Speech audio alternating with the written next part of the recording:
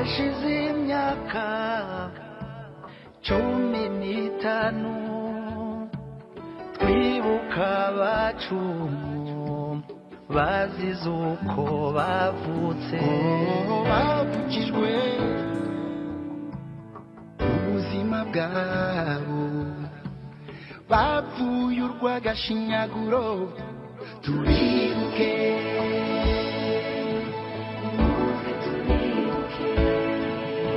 imuze twibuke ariko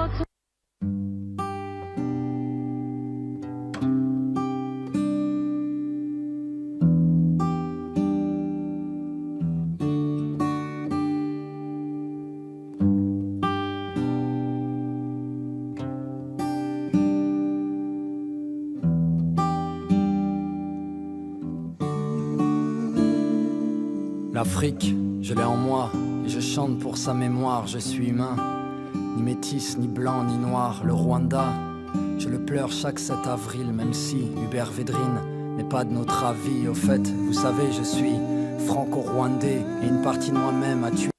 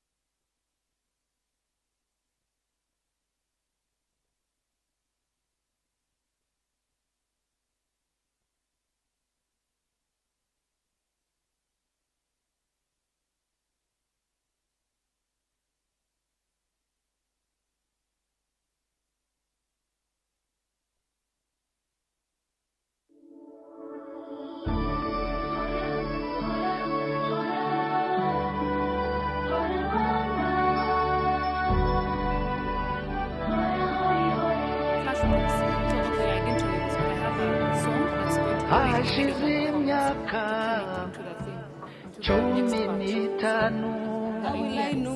twibuka abacu bazize uko bavutse bavukijwe ubuzima bwabo bapfuye urw'agashinyaguro turibuke. Just like this, huh? The back here would be best. That's okay.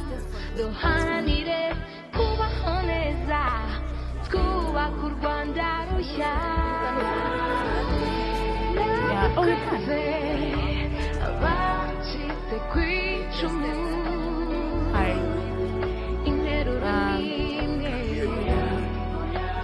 That's good. Yeah. 1, 2, 3. Check. Mic check. 1, 2, 3.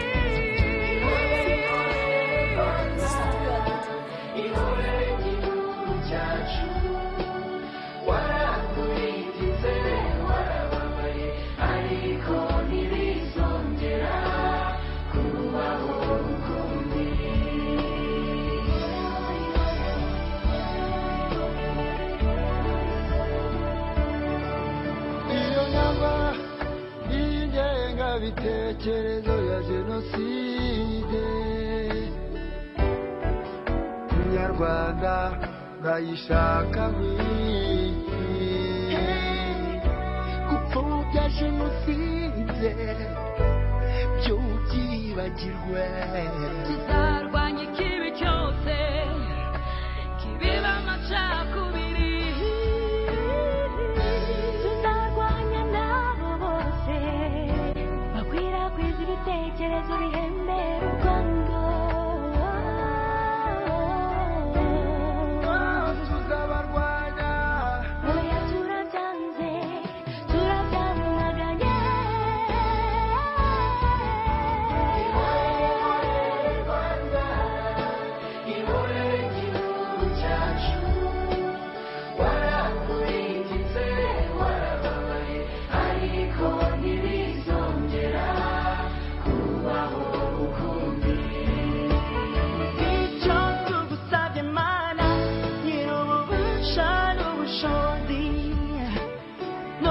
ko nzongera tukabonana n'abacu mu bwami bw'ijuru udusenderezemo ibishashi by'ubuzima maze abawe twese turirimbe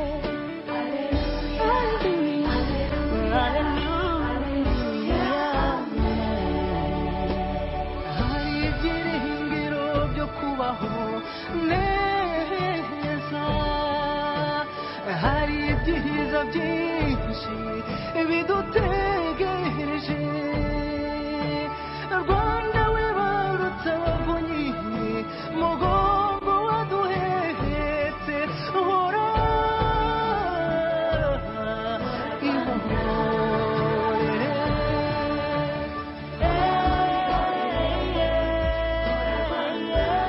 hari ibyiringiro byo kubaho Rwanda baje kuguhoza cyari ibyiringiro hari ibyiringiro Rwanda rwacu ihorere Rwanda ihorere Rwanda nziza ngo wihorere ibyiringiro byo kubaho dukora dufashanya dushyira hamwe tugira urukundo twubahana hora ihorere hora Rwanda hora ihorere hora Rwanda hora ihorere hora Rwanda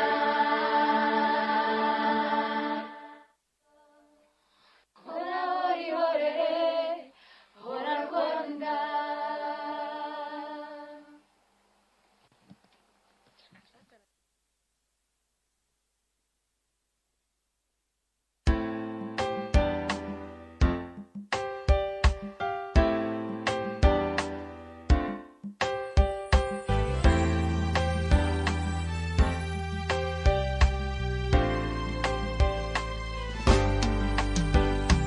hari icyizere mu gihugu cyacu hari icyizere mu rubyiruko cyo kongera kubaho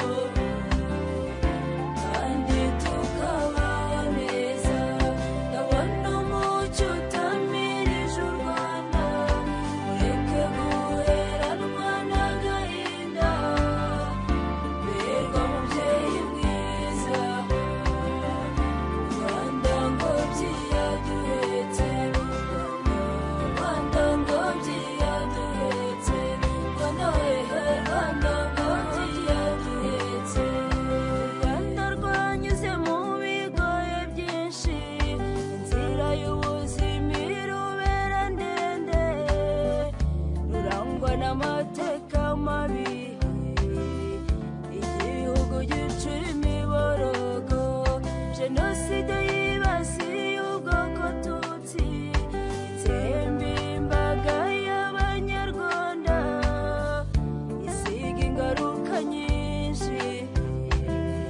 imfubyi abapfakazi n'incike abasigiye ubumuga budakira ibikomere byo ku mutima ibyo byose bagenzi ni inzira twanyuze twese ariko nzanywe no gutanga icyizere kuko ibyagezweho byiza ni byinshi haba mu buzima mu butabera no mu bukungu bw'igihugu cyacu hari icyizere mu gihugu cyacu hari icyizere mu rubyiruko cyo kongera kubaho kandi tukabaho neza ndabona umucyo utamirije u Rwanda ureke guheranwa n'agahinda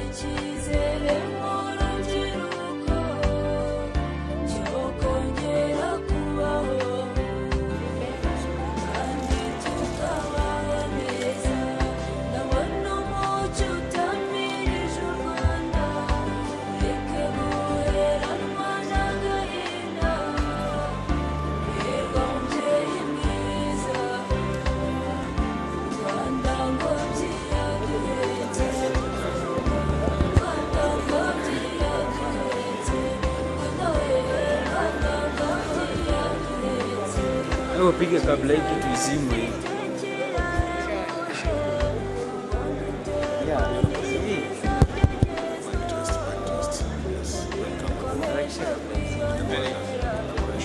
Rakisha kabla izimwe.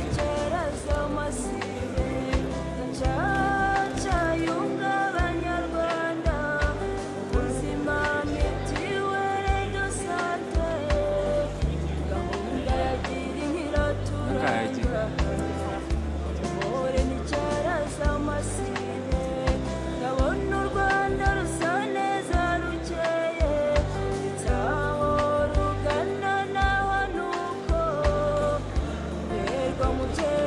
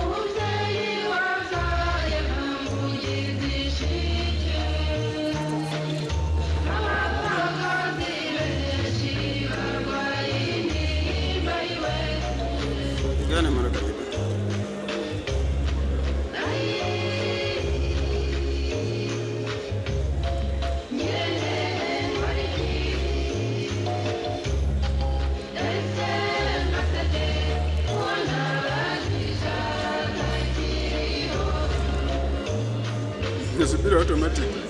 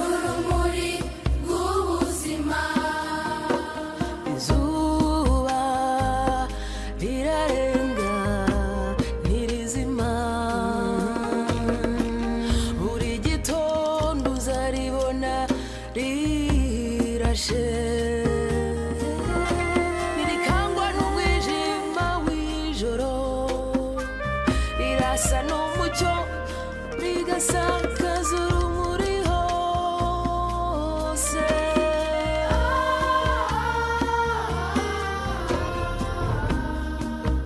This is the light of remembrance, the light of life.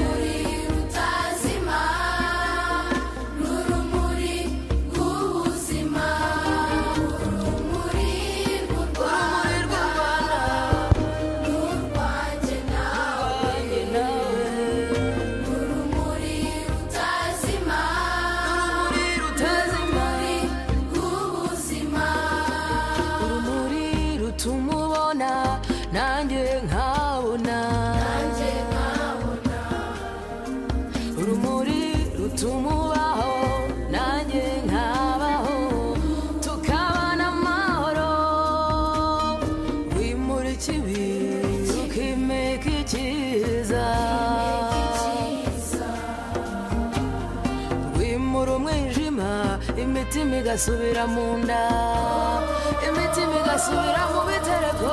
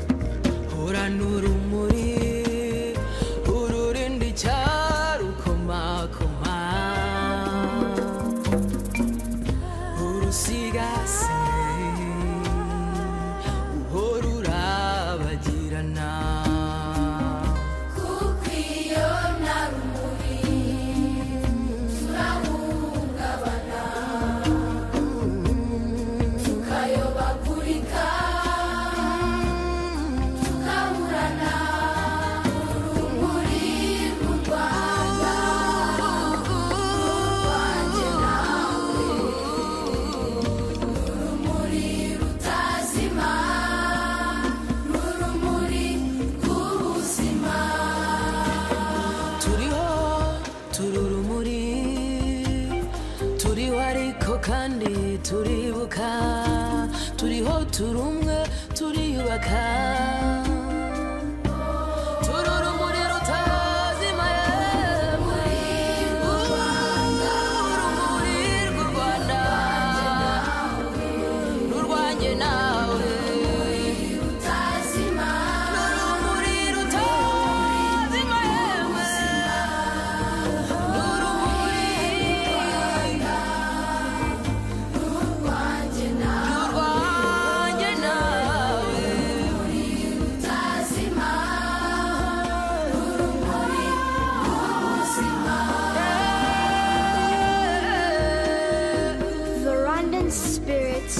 has never died. And today, this spirit leads us into a brighter future. Can I ask everybody to please take their seats?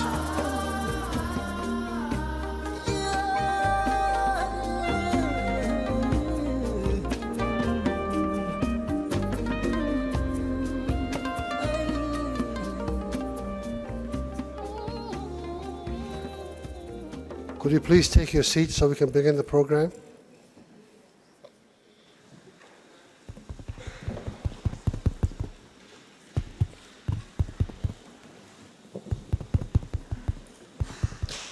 Thank you very much.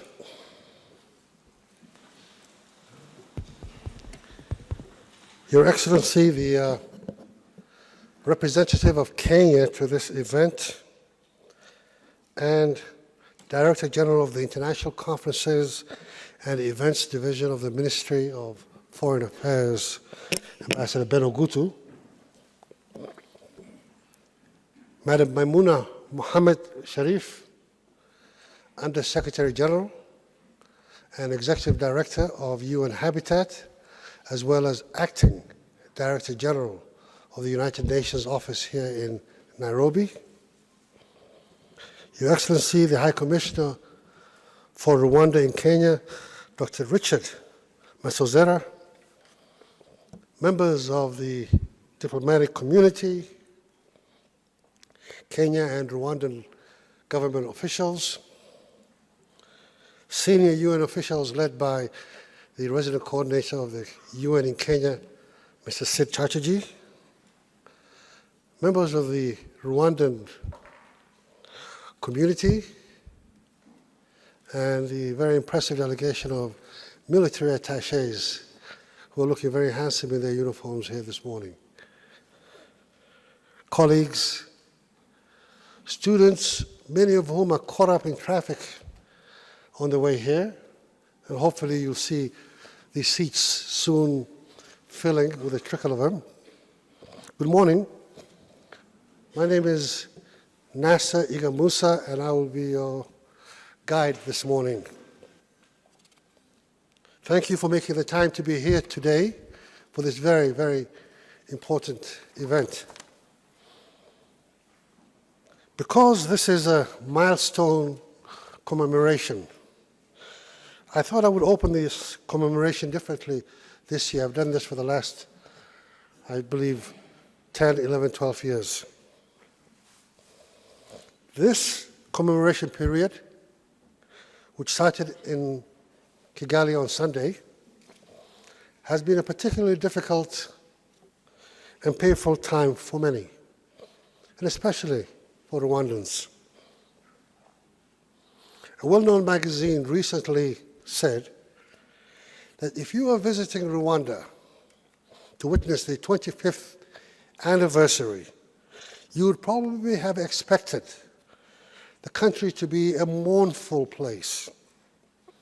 After all, this was a nation where up to 1 million Tutsis were murdered by their neighbors in roughly 100 days. So one could reasonably expect that tragedy, guilt, shame, and rage will continue to weigh heavily on the Rwandan people. At that Kigali Sunday event, referred to by this magazine and attended by several heads of states, President Paul Kagame said, quote, "We Rwandans have granted ourselves a new beginning. We exist in a state of permanent commemoration every day in all that we do. Today, light radiates from this place." End of quote. And boy, does light radiate from that tiny nation. Rwandans have gathered themselves up, dusted themselves off, and are moving forward. Today, Rwanda bears few obvious scars from the darkness that transcended over that nation in April 1994. The country's economy is flourishing. Life expectancy has risen by more than a third. Ethnic divisions have been smoothed through policies designed to promote reconciliation and cohesion. The World Bank has praised Rwanda's, quote, "remarkable development successes," while UNICEF has said that the decline in infant mortality, which has halved since 2000, is one of the most significant in human history. Its rapidly modernizing capital city, Kigali, is one of the jewel cities of Africa. Add to that, citizens have universal health care, maternal health amongst the best in Africa, basic education free, a gender-balanced cabinet of ministers. Women occupy 54 of the 80 parliamentary seats. More than 70% of the nation has access to clean and refreshing water. And you have a low incidence of corruption. You have a country, in many ways, that is the envy of the continent. That same magazine noted that to find evidence of that dark period, you have to look into the hearts of the people where those memories lie buried. End of quote. Leaders will urge people, if not to forget, to set aside many of their bitterest memories to help sustain the country's impressive progress. Quote, remembering is a tricky thing. It can release a river of volatile emotions that can drown you in sorrow or shame. It can also unleash a torrent of vengeful anger. But forgetting is equally treacherous, lest those who were lost died in vain, or the crucial lessons learned are not passed on to future generations. Rwandans of all walks of life navigate this complex riptide of emotion every day, each in his or her own way. It is far more art than science. And now, it is my pleasure to invite the Reverend Anani Ndugwa Mungu to offer us some prayers. Reverend.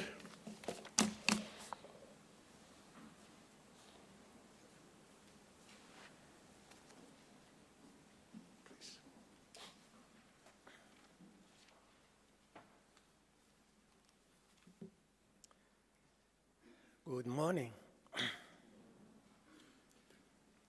Let me ask you kindly to be upstanding as we pray to God.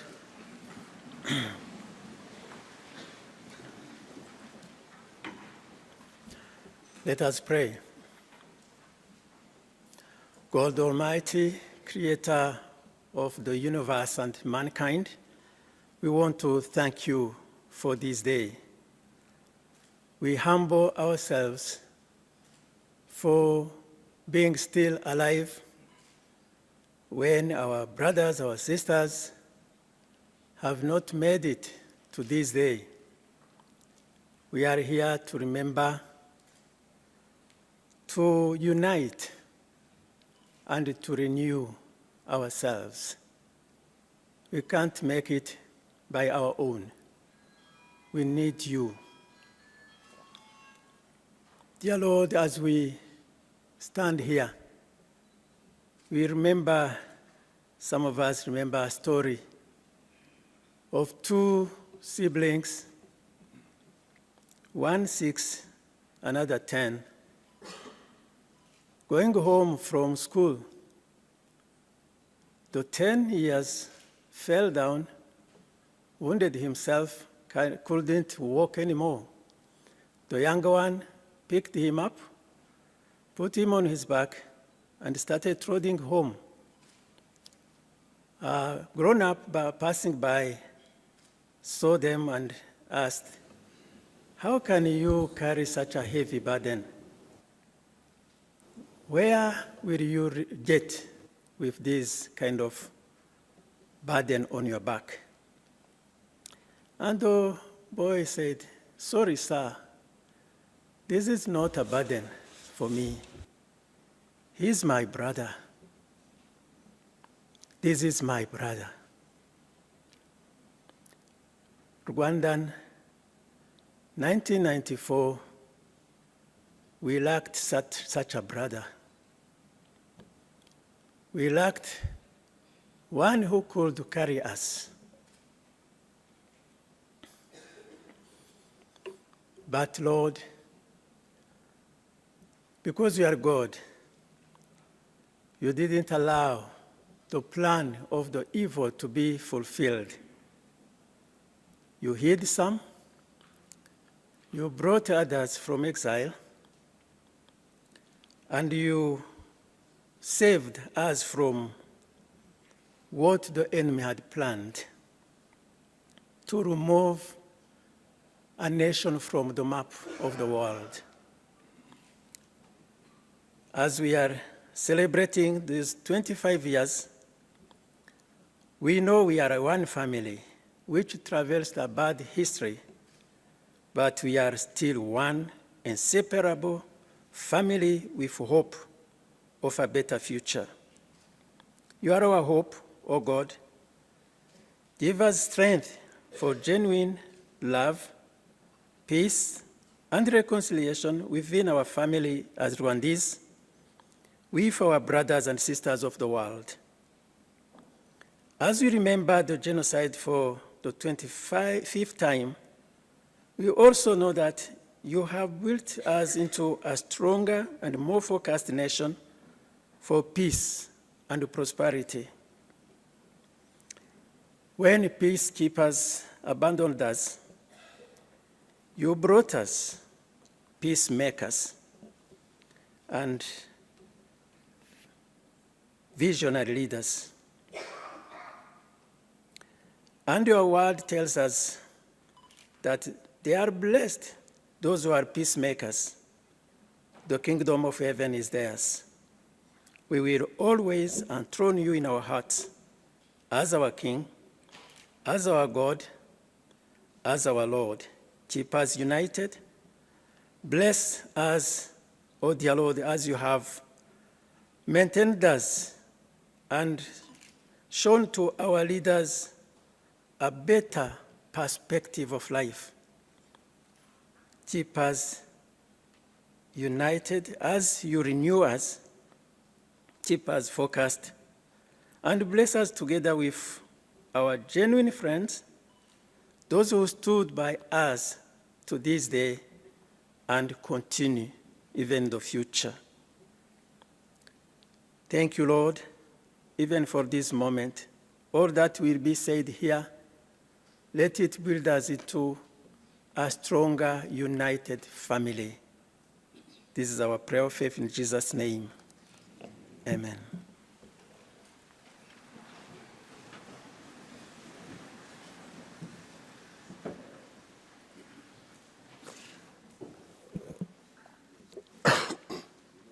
Thank you very much, Reverend. And now, please welcome to the podium for her remarks and also for the Secretary General's message, the Acting Director General of UNON, Under Secretary General and Executive Director of UN Habitat, Madam Maimouna Mohammed Sharif.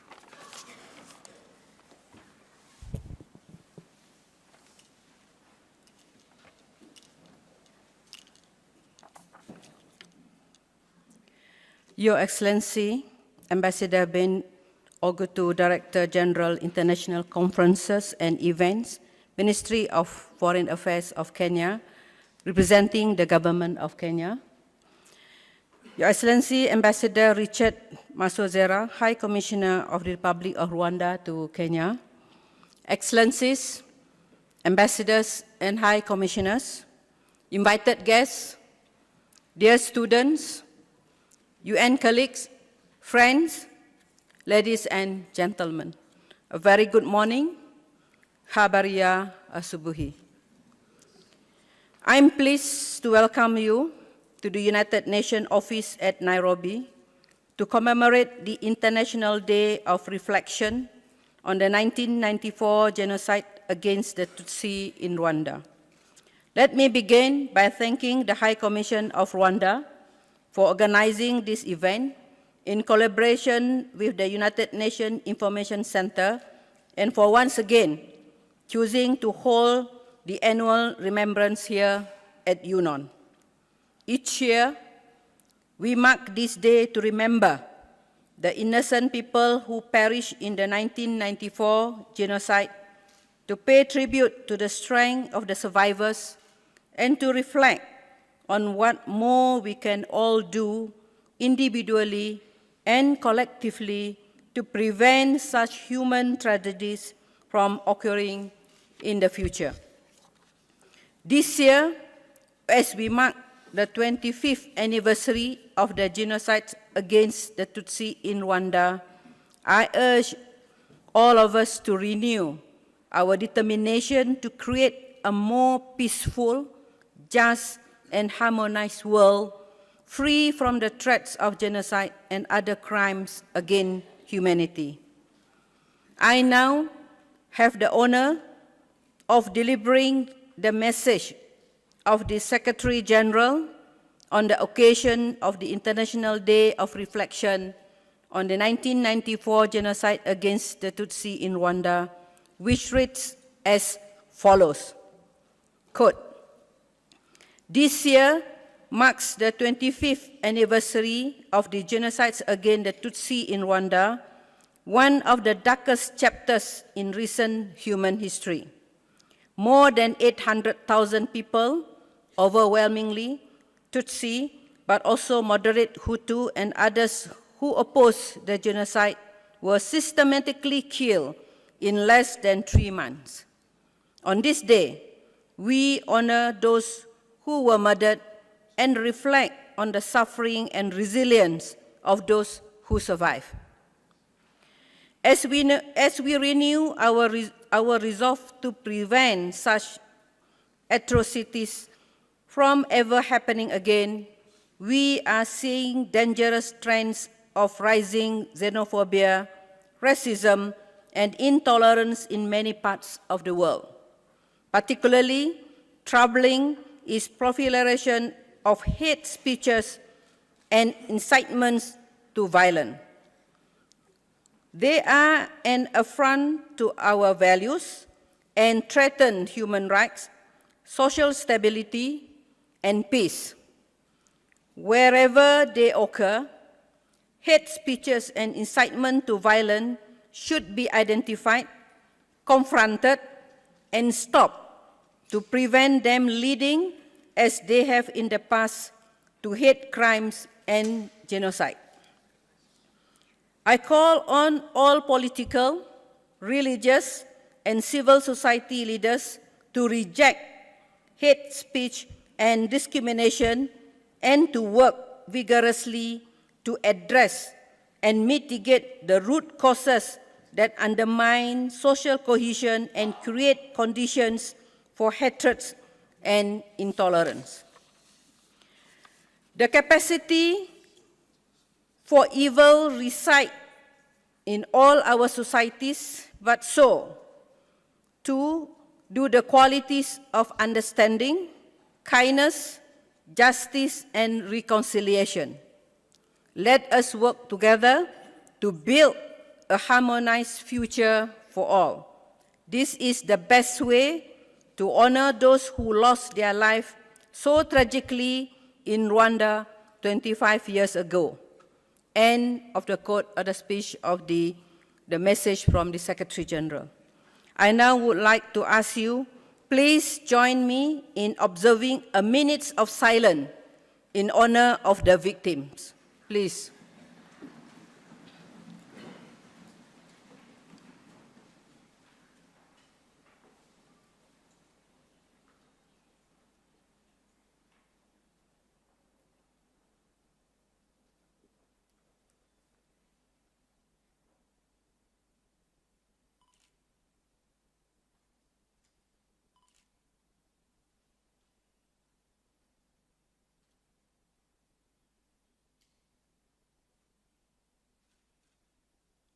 Thank you.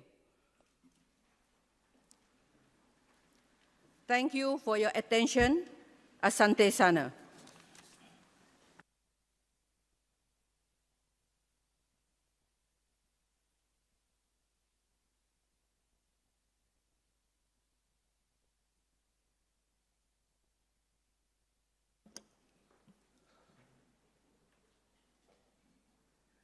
I believe this is the moment where the candles will be lit. So our head table will light candles in memory of the victims of the genocide against the Tutsis.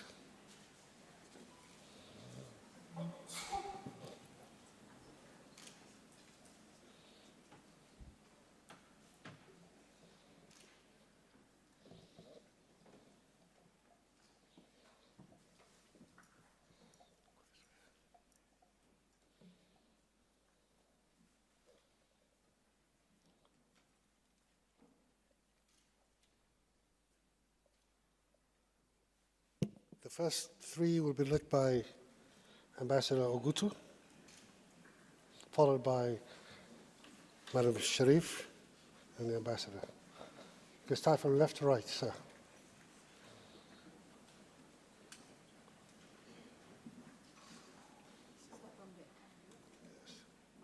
Yes, left to right.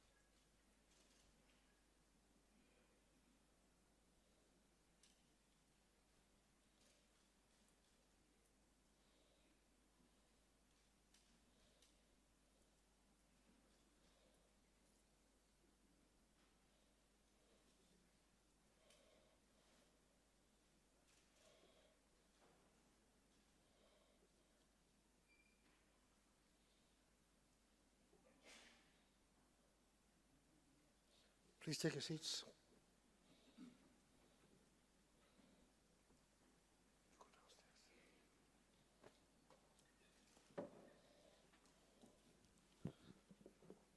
Okay, I suppose they will stay back there, so it's a good thing I cut my hair. I would be concerned about fire. We're now going to have a poem, just the beginning, by Natasha Muhoza, who's a student at Strathmore College. Is Natasha here? Oh, very good.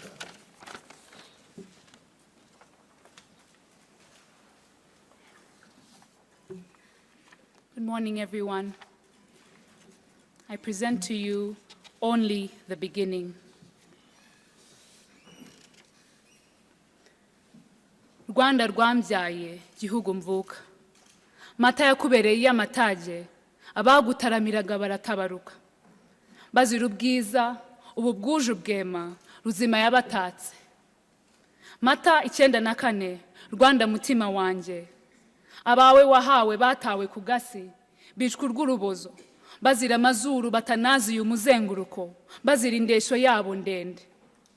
Igihugu cyabaye nk'igihuru, kibi cy'imfubyi n'abapfakazi, kibura amararo, amayira atemba amarira, indirimbo zibishavurisa. Gusa Rwanda rukundo, byarakunze warikujije, wihaye ijabo horana ijambo. Wikuye kure bikomeye, hinga ngo ukunda urwo nakugabiye, ngo ukandakanda ukomere, ngo ufashe twibuka ariko kandi twiyubake. Aya mateka yabyaye ishyano, nakubera urutindo rukugeza hakurya, mw'isi y'abasabana n'abakize bikikiriye abana. Iri terambere ryawe nzaribera umurinzi, nzarishakira umuringa, ndirarira ijoro ndirinde kuko ringize nge. Naho Rwanda abacu twabuze, ruzima yabahaye ubuzima, yarabatuje baratengamaye, badukumbuye urusumbu uko bareshyaga. Duhangane n'ingenga bitekerezo ya Genocide, duhangane n'ihungabana, twimike ku bana, dushyire imbere gukundana. Rwanda wicara uruhuke, tuzakubera umuvunyi, tukuvure tukuvuganire, duhora iteka dufite abacu ku mutima, tubibuka twiyubaka nk'intero yawe ngo byiduhetse. Come. Let me take you on a journey. Come with me on this path of pain that trails behind me. Don't be afraid. Je suis franco-rwandais. Don't assume. Don't turn your back or look away. Come. Let me remind you of my mama land. Land of milk and honey, whose air once reeked of blood, whose clouds once housed a dark cloud, whose palms folded and skin cringed at the sight and sound and smell of death. For 100 days, 25 years ago,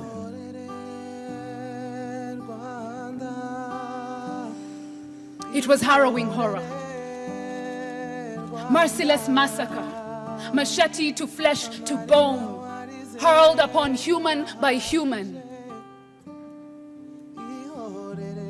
But despite it all, ours is a story of hope more than despair, of survival, though our wounds threaten to take the very life in us. Despite it all, it's a story of resilience and strength for thousands of parentless orphans, rape victims, men and women whose struggle is not for the faint-hearted, but who rise every day to live. So don't turn your back or look away from a history too real to erase. But even if you try, you must face the names etched on countless tombstones, face the skulls lined in 200 memorial sites, eternally reminding us to remember, remember, remember. Never to forget that 25 years might be a blink of an eye, but a lifetime of rebirth for Rwanda. Home was snatched back from hell. We can now speak again of hills where God lays his head and sleeps.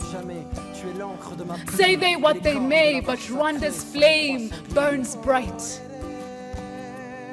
See, we chose to move, foot forward, to a future unknown, but we carry memory. Oh, so powerful memory of unspeakable things we'd rather keep behind us and move forward free. Free of hate, unshackled from blindness, seeing human as human, all shapes and sizes human, all colors and creeds human.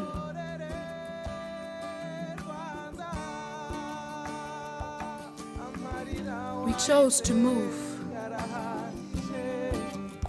We know that healing takes time and work, and 25 years on, here we are, still striving, still learning, still yearning, still not giving in to the voices that say it is over. No, we will be here till the end of time. In fact, this is only the beginning of a new day. Tried and tested, we remember. And despite our difference, we unite. And shaking off the dust from past destruction, we are constantly renewing. Rwanda rwacu rwiza uzatemba amahoro iteka.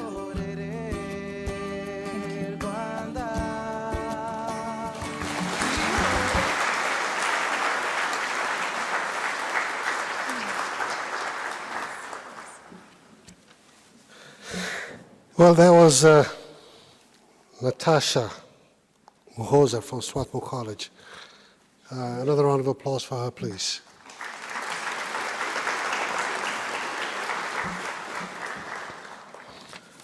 I'd like to bring your attention to the screens, and we will watch a very, very short video commemorating the event.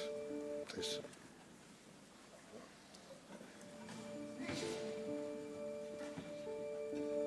nari mfite umugabo n'abana batatu ariko bose baragiye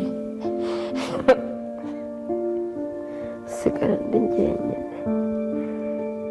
After 1994, Our people were completely broken.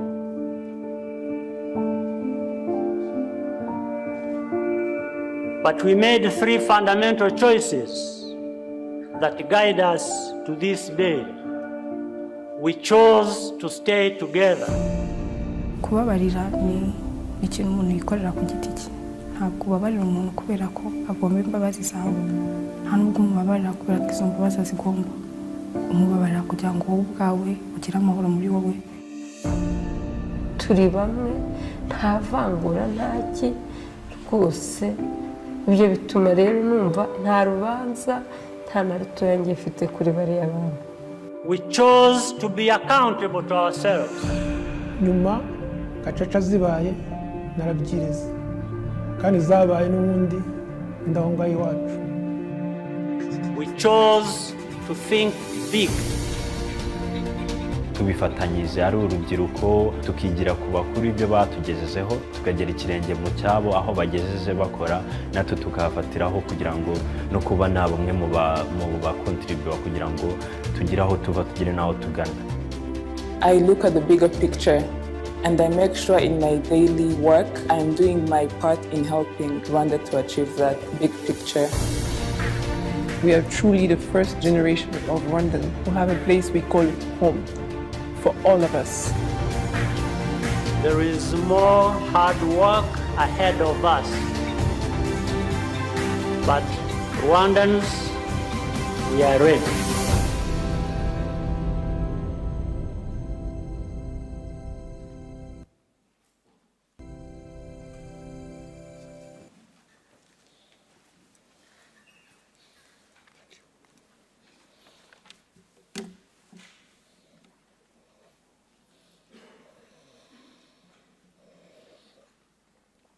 Before I invite our next speaker, I just want to recognize, because I didn't know to the very top of the program, that the university students from the area around Nairobi have arrived. Most of them are here.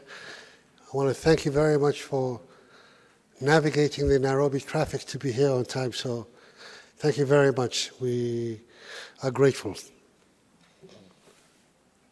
Please welcome the Rwanda High Commissioner, His Excellency Dr. Richard Masozera, for his remarks. Excellency.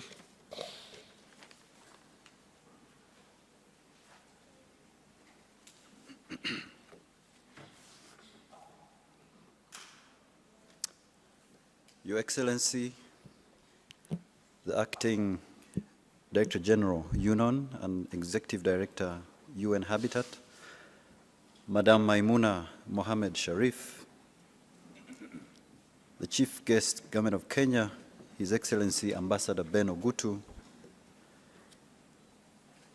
Honorable Senator Lodama Ole Kina, Excellencies, Ambassadors and High Commissioners here present, members of the Diplomatic Corps,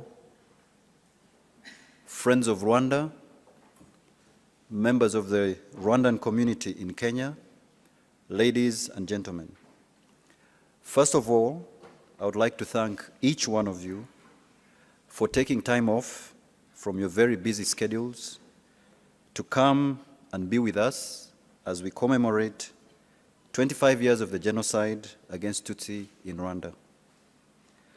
By your presence here today at the UN headquarters in Gigiri, you are making a statement and declaring to the rest of the world that you stand together with Rwanda, whatever your faith, whatever your creed, or whatever your background. This morning, here in Nairobi, we are standing in remembrance of those who were murdered brutally in one of the darkest times in modern human history. Every year, starting from the 7th of April, a week is set aside to remember. In Kinyarwanda, we call it Kwibuka, which essentially means to remember. This, I'm sure, has become a familiar word to many of you during this period. Excellencies, ladies and gentlemen, friends, we have a duty to remember, and this period is an opportunity to reflect on the events of 1994 and learn from them so as to prevent them from happening again. The genocide against Tutsi didn't come out of the blue, but was the outcome of a long history of discrimination and deliberate denial of rights of a section of Rwandan society. This discrimination and dehumanization was done in order to provide justification for the elimination of Tutsis. The government of the time organized and persuaded a large section of Rwandans to carry out mass killings of their neighbors. The result was that over 1 million Tutsi were killed.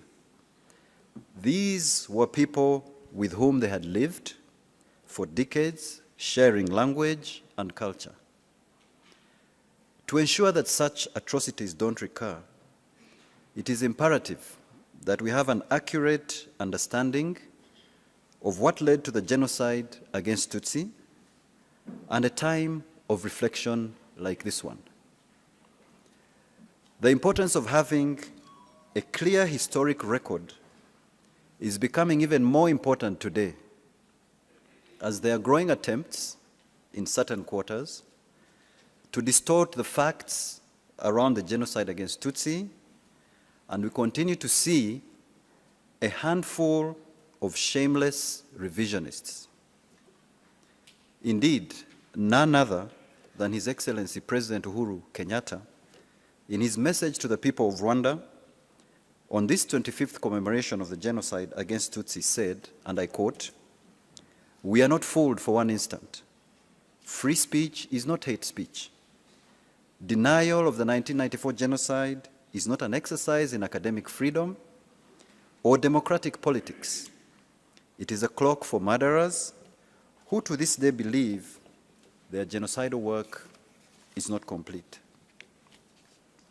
Excellencies, ladies and gentlemen, friends, even as we remember those who lost their lives, it is important we also pay tribute to those selfless heroes who resisted by risking their lives in order to help or even save those being targeted. Such people are a clear reminder to all of us of our duty never to remain silent or indifferent in the face of evil. For the survivors and witnesses to the genocide against the Tutsi, there are several stories of hope, courage, and perseverance in the face of untold evil. We salute and stand with them, for they have demonstrated and continue to show unmatched resilience over the last 25 years. The consequences of the genocide have been long, severe, and persistent. The genocide left a legacy of distrust and wounded hearts, and yet for the people of Rwanda, life had to go on, and people had to live together. To overcome this legacy, the leadership of Rwanda, under His Excellency President Paul Kagame, made some difficult but deliberate decisions, which included, among other initiatives, the promotion of unity and reconciliation as a major cornerstone of all national efforts, the abolition of discriminatory policies, including national identity cards which mentioned one's ethnic group, integrating members of the former army into the new national army, offering equal opportunities to all Rwandese in education and in all professions, putting in place a new constitution which espoused Rwandan values, governance, and protection for all, laws that punished discrimination. Excellencies, ladies and gentlemen, friends, today the majority of Rwanda's population is very young, and many didn't witness the genocide. So it is even more important for them that each year we have times like this where they're reminded of their history so that they can participate in shaping a peaceful nation and sustaining its recovery. Once again, I would like to emphasize that commemoration is important because it preserves memory and helps to prevent further genocides, and educators can use the records to teach tomorrow's generation the need for peaceful coexistence. Today, Rwanda, despite its traumatic past, has risen from the ashes and is a beacon of hope. Our President, His Excellency Paul Kagame, has said, and I quote, "We had to rebuild our lives, unite, and rebuild the Rwandan society. It is important, therefore, that we come together at such times for the sake of the generations to come, that we stand together and unite in our resolve to fight genocide ideology, prejudice, and discrimination in all its forms. It is our hope that through commemorations like this one, people will take time to reflect on what happened, strive for peace, social cohesion, and engage in prevention of future mass atrocities in any part of the world. Finally, once again, we thank all of you who have come to lend your support to the people of Rwanda by coming to be with us today as we pay our respects to those who were killed at one of the darkest times in the history of our country. Rwanda, as a country under the leadership of His Excellency President Paul Kagame, will continue to fight genocide ideology for as long as it takes. As we leave here this morning, we should continue to say never again, and let's be determined to remain vigilant against those who continue to make threats and espouse genocide ideology. Let's commit ourselves to those who lived through the horrors of the '94 genocide against Tutsi so that their experiences are not forgotten by us or future generations. Let us remember at times like this that we are all equal and deserve fundamental dignity. Only then can we build a more tolerant world that is safe and secure. I thank you all, and may God bless you.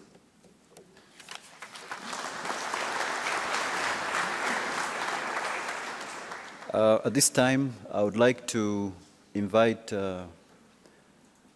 Honorable Senator Lodama Olekina, who is here on behalf of the President of the Senate. Thank you. For a few remarks.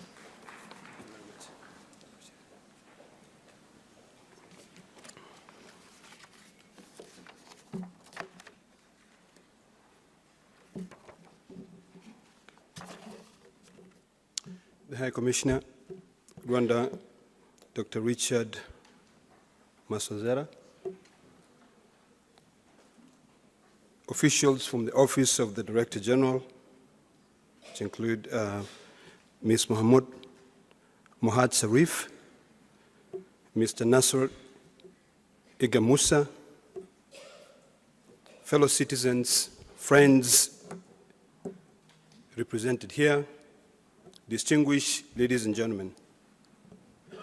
With great honor and humility, I'm glad to join you this morning as we commemorate the historic and profound remembrance period which you, Rwandese, commonly refer as Kwimbuka, a solemn period when we pay homage to the victims as well as reflect on the transformational journey that Rwanda has embarked on for the last quarter of a century.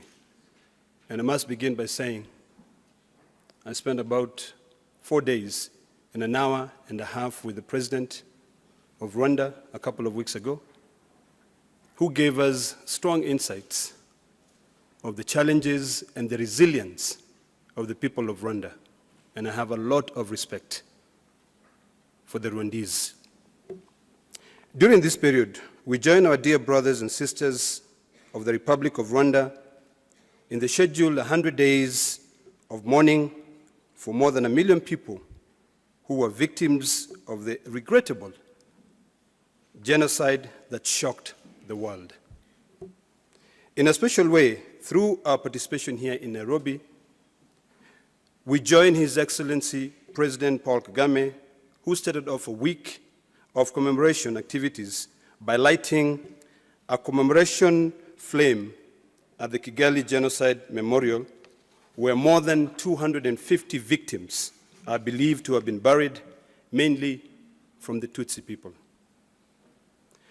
Through this event, we join our brothers and sisters throughout the world who are participating in various remembrance activities and vigil taking place throughout the world, and particularly in the East African region, including Rwanda Amahoro National Stadium, whose name means peace, which was used during the genocide to protect thousands of Tutsis minorities from being massacred in the streets. Distinguished ladies and gentlemen, we in the Senate of the Republic of Kenya, and indeed the Parliament of the Republic of Kenya, wish to associate ourselves and express our solidarity with the spirit of the theme of this year's commemoration activities, which is Remember, Unite, and Renew, whose primary focus is to establish a legacy of strength, resilience, honor, and unity, which, among others, calls upon a new generation to sustain, carry forward, and adapt to emerging global challenges and aspirations. The memories of the tragic events cannot be easily forgotten or washed away.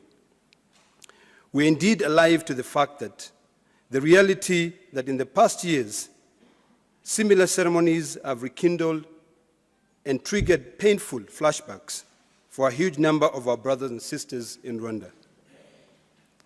We are equally aware that for some victims, forgiveness remains difficult when the bodies of their loved ones have not been found and many perpetrators are yet to be apprehended.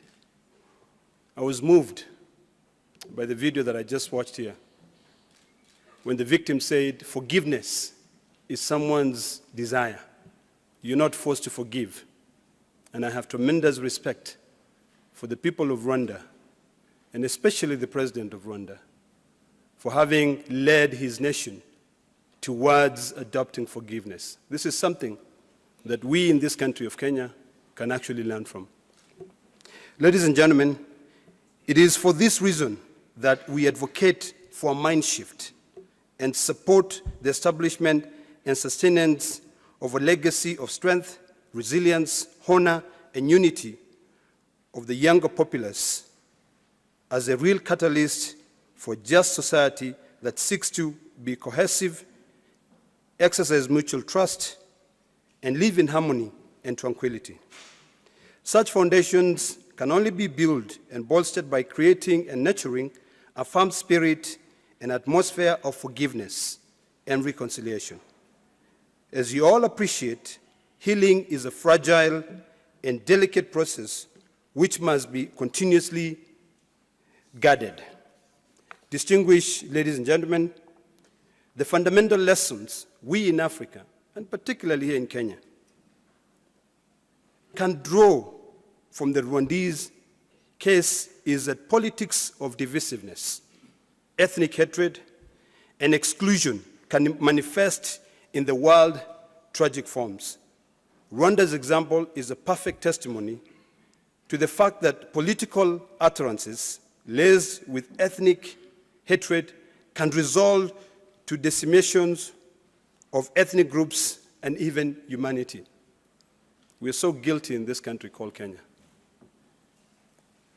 And I hope and pray that as we commemorate and as we remember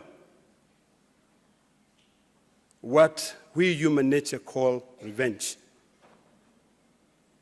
or even forgiving others, we can learn something serious from the Rwandan government for the step that they have been able to take. It is therefore incumbent upon us, and it behooves all of us, represented here, and particularly in partner states of the East African community, to examine and keenly evaluate our political utterances at all times. As leaders and key opinion shapers in various sectors, we have a solemn duty and responsibility to promote peace, reconciliation, and peace resolutions of conflict. We owe it to the electorate to guard our language carefully, weigh our words, political strategies, and tactics, and to always adopt measures, tones. Distinguished ladies and gentlemen, those of us who serve in the legislative arm of government are duty-bound to prioritize the initiation and enactment of legislations and formulations of policies that promote peace, equitable economic development, inclusion, and reconciliation. It is only through establishment and monitoring of legislations and policy framework that our countries will lay a solid foundation for the prevalence of peace and reconciliation, which are key prerequisites of equitable social economic growth, stability, democracy, and governance in Africa. Distinguished ladies and gentlemen, as a valued friend of Rwanda, and in the greater effort to complement the excellent, brilliant relation that exists between Kenya and Rwanda, and for further strengthen the efforts of our country's executive arm, the Senate of the Republic of Kenya and the Senate of the Republic of Rwanda recently signed a memorandum of understanding that was done in March 2019, and I was privileged to be in the Senate delegation to, among other things, promote and foster interparliamentary dialogue and cooperation with a view of enhancing bilateral relations and ties of friendship between the people of the Republic of Kenya and Rwanda. We are keen as a country to learn from the impressive stories of Rwanda. For instance, we do know that the Parliament of the Republic of Rwanda has over 50% women representation, which is one of the best in the world. Kenya can definitely borrow a leaf on how to manage gender parity in representation of our people. According to the African Development Bank, Rwanda's growth in 2018 was impressive, 7.2%. We are therefore optimistic that a quarter of a century on, Rwanda, which is a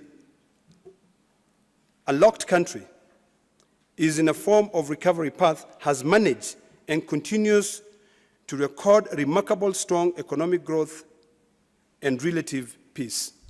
I only wonder where Rwanda would have been today if it was not a landlocked state. As I conclude, I reiterate our sincere hope that our people and countries will build on the excellent solid foundation between our countries to deepen and broaden the bilateral relations for the greater good of our people. In doing this, we must give priority to rectifying the painful relic of history. We wish to join our international community in expressing our solidarity with our brothers and sisters in Rwanda during this solemn period and extend our compassion to the victims and families of the lost ones. I thank you all. May God bless Kenya and Rwanda, and may God bless all of you for taking the time to be able to remember this genocide, which I pray to God it will never happen again anywhere in this continent. I thank you.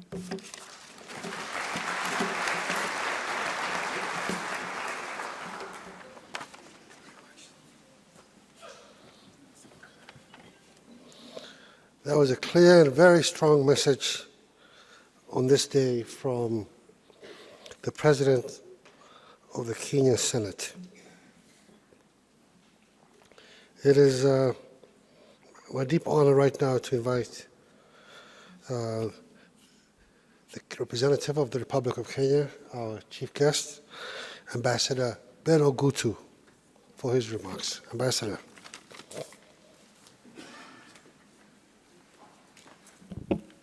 Thank you, MC.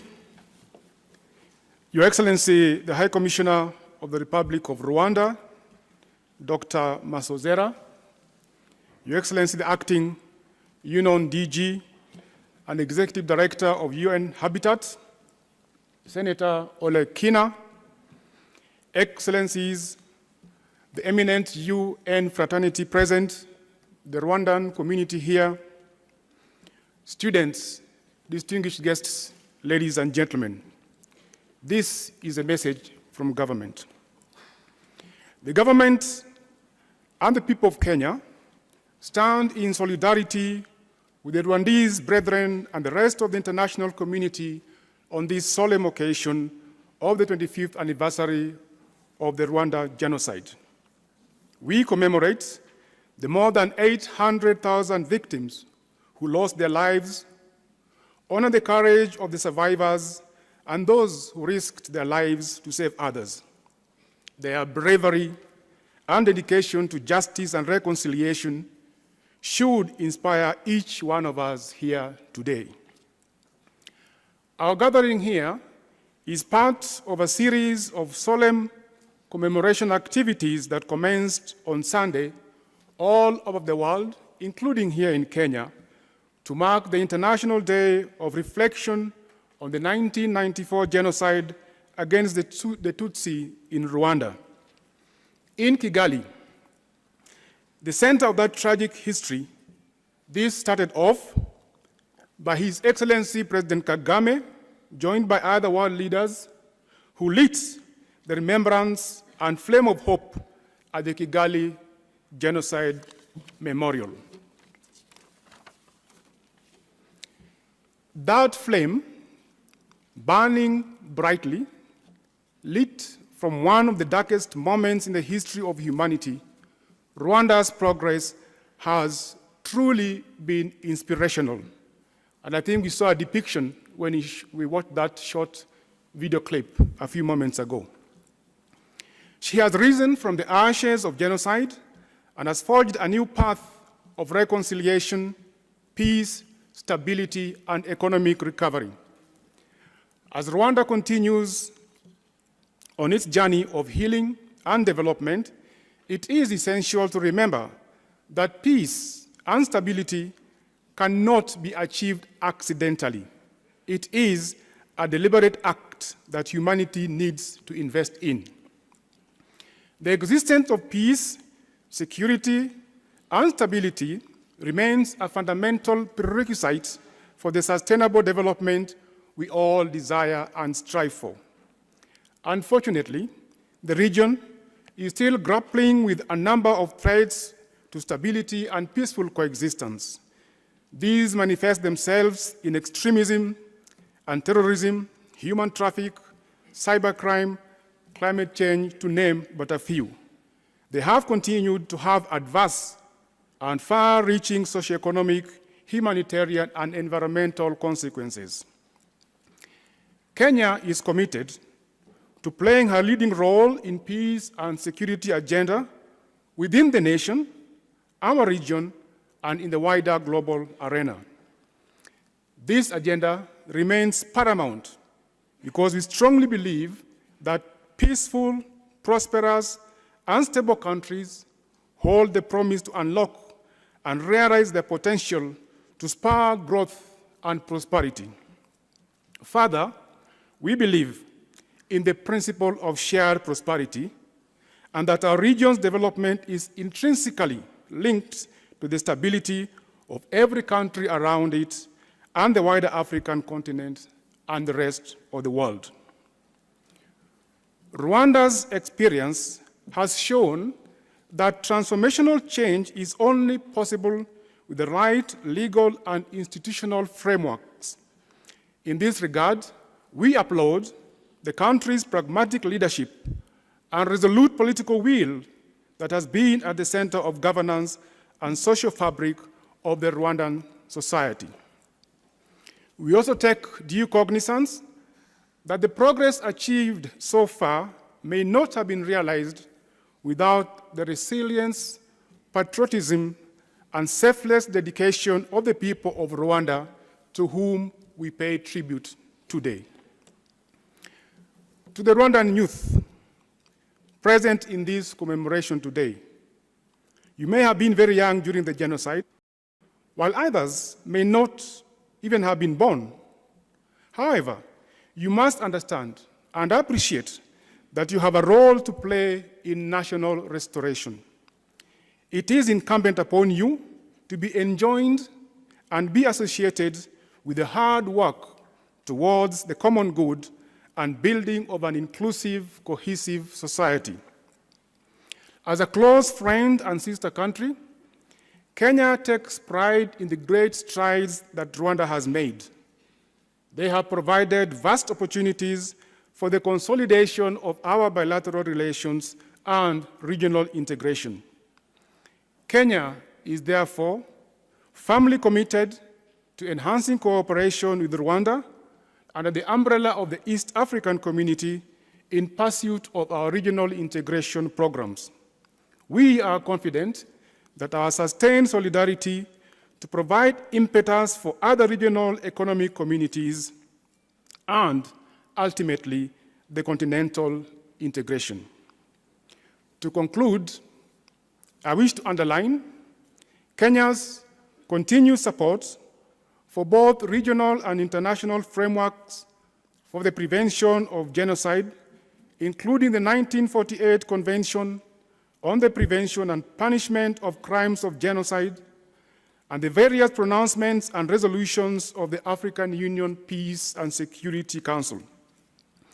Another key instrument of reference to us is the 2006 International Conference on the Great Lakes Region Protocol for the Prevention and Punishment of Crimes of Genocide, War Crimes against Humanity, and all forms of discrimination. Let us all recommit ourselves to actively work together in the noble endeavor of peace promotion. Let us underscore and demonstrate our steadfast resolve to prevent genocide from happening anywhere in the world. Indeed, this would be the most fitting way to honor those who lost their lives 25 years ago. I thank you, and God bless you all.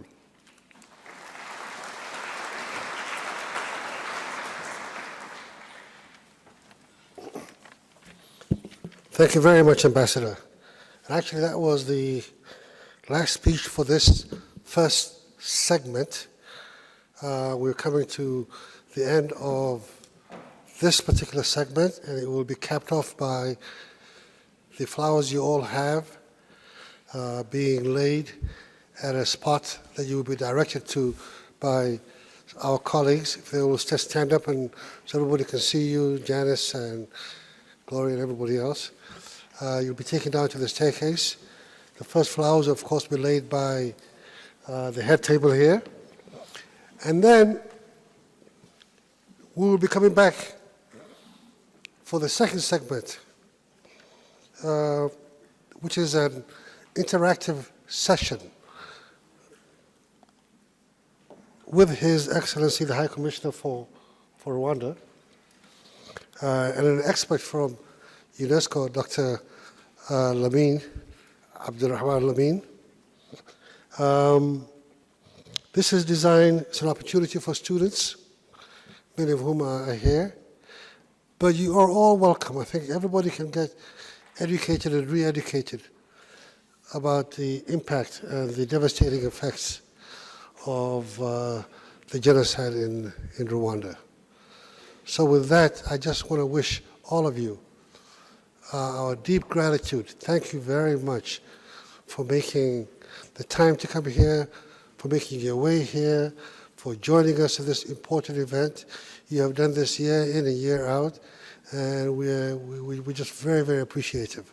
So if you'll allow the head table to first depart and lay the flowers, followed by members of the diplomatic community and the senior United Nations officials, and the rest of us, wananchi. With those words, I thank you again. Asanteni sana, and we'll see you here in a few minutes. Thank you.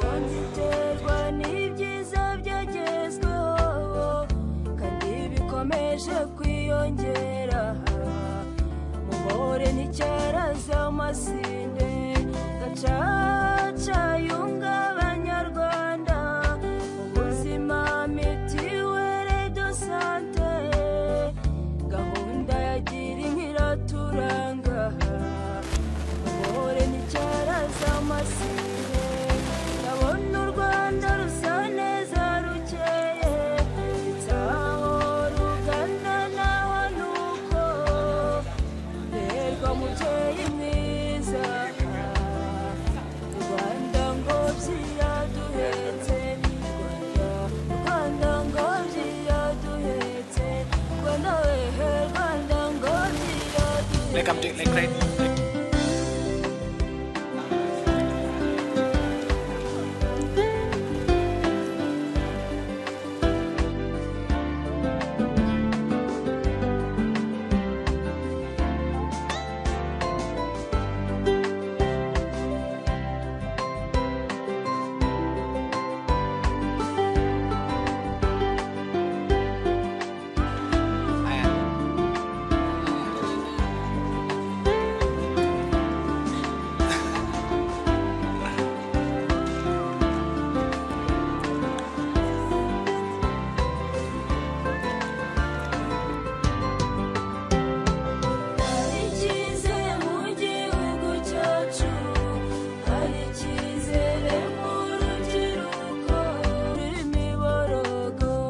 Genocide yibasiye ubwoko tutsi itsemba imbaga y'abanyarwanda isiga ingaruka nyinshi imfubyi abapfakazi n'incike abasigiye ubumuga budakira ibikomere byo ku mutima tureba kwiyubaka ni ingenzi mu buzima bwose turangamira ejo hazaza maze twusike ivi cy'abacu hari icyizere mu gihugu cyacu hari icyizere mu rubyiruko cyo kongera kubaho kandi tukabaho neza ndabona umucyo utamirije u Rwanda ureke guheranwa n'agahinda berwa mubyeyi mwiza Rwanda ngobyi yaduhetse Rwanda ngobyi yaduhetse Rwanda wehe Rwanda ngobyi yaduhetse abapfakazi barera imfubyi imfubyi nazo zivomera incike dusindagizanya twese muhore dufatane mu nda turwanye ikibi kidusubiza inyuma ishobora ntibikabe intego duhore twibuka abacu tudaheranwa n'agahinda hari icyizere mu gihugu cyacu hari icyizere mu rubyiruko cyo kongera kubaho kandi tukabaho neza ndabona umucyo utamirije u Rwanda ureke guheranwa n'agahinda berwa mubyeyi mwiza Rwanda ngobyi yaduhetse Rwanda ngobyi yaduhetse Opportunity to speak to more than 2 people, you must know that you are privileged and, if possible, influence the time that will come when you are gone. So in this case, I had no prepared speech. The only thing that I had is to moderate the next session. But while our guests are coming, I will tell you a little story that should challenge you, to show you how special you are. I think all of us have got blood flowing in our veins. And that blood is evidence that you, as an individual, you were present when it all began. The blood that flows in my veins is not as a result of blood transfusion. It was passed on from my parents, and my parents got it from their parents. And if we go a few generations back, we get to the 4 million years ago. So this voice that you hear was there then. That's how special all of us are. So there is one question that you should always ask yourself: who are you to cut short that blood that came from the beginning, very beginning, to now? And when you think of that, you begin to say, every human being that you see deserves their life. And why do they deserve their life? Because it was given to them a few million years ago. And when I see what happened in Rwanda, if I say travesty, if I say horrible, if I say, there is no word that I would put to it. Because at the end of the day, a lot of people, if not all of them, were victims of who they were, not necessarily for what they had done, but who they were. You just imagine, somebody walks into this conference room. He just doesn't like your face, and that's it. Our guest is here, so we better be quiet.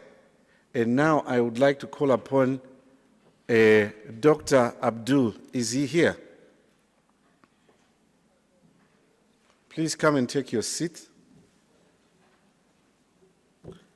And did I ever thank you for coming? Every one of you who came here, thank you very much for coming. We truly believe that this is an event that is important to every soul that is walking on planet Earth.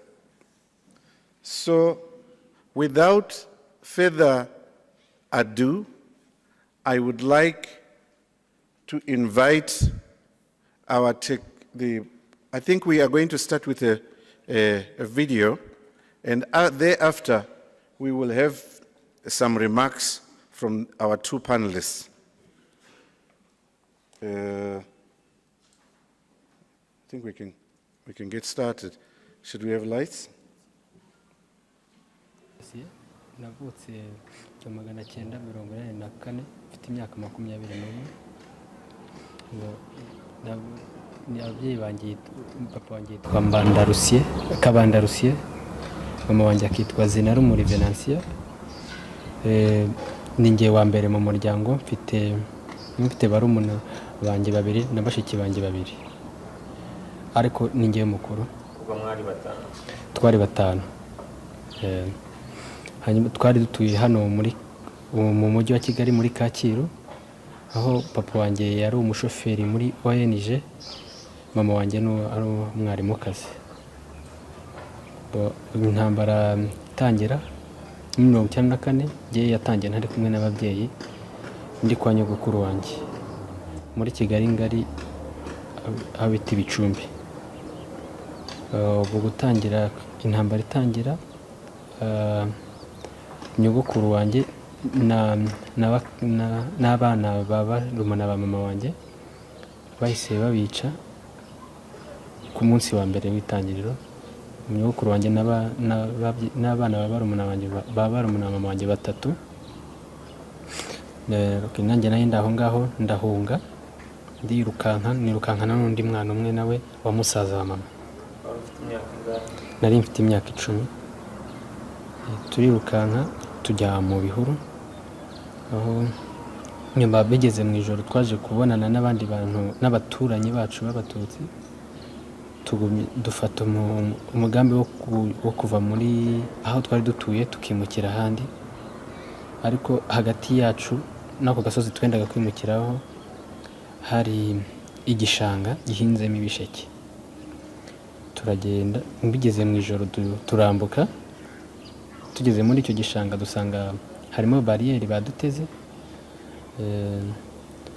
bamwe babasha kwambuka, abandi dusubira inyuma, hanyuma abandi nabo bamwe bapfira aho ngaho mu gishanga kubera ko baraturashe, bari bafite imbunda baraturasa. Ngewe naje gusubira inyuma n'abandi turi bakeya, bamwe twabashije gusubira inyuma turi bakeya, dukomeza kugumaho mu bihuru. Uko bwacyaga bakomezaga baduhiga buri munsi, nuko iminsi ishira tukagenda dusigara turi bake kuko bagendaga batwicamo bakeya ko iminsi igenda. Hanyuma y'icyumweru kimwe, ariko nyuma y'icyumweru kimwe naze gusanga dusigaye turi 3 gusa, ngewe n'uwo mwana wa musaza wa mama yari afite imyaka 4 yitwaga Kayiranga, hamwe n'undi mwana w'umuturanyi twendaga kungana ariko nawe ari mutoya kuri ngewe. Ubwo hari ku manywa twe tugiye gushaka icyo kurya mu masaha ya mu gitondo, noneho tuza gusanga turi hagati, duhura n'abasore 3, twari hafi y'abasore 3 barimo bashaka abo bica nabo nyine. Ubwo baratubonye niko kutwirukankana.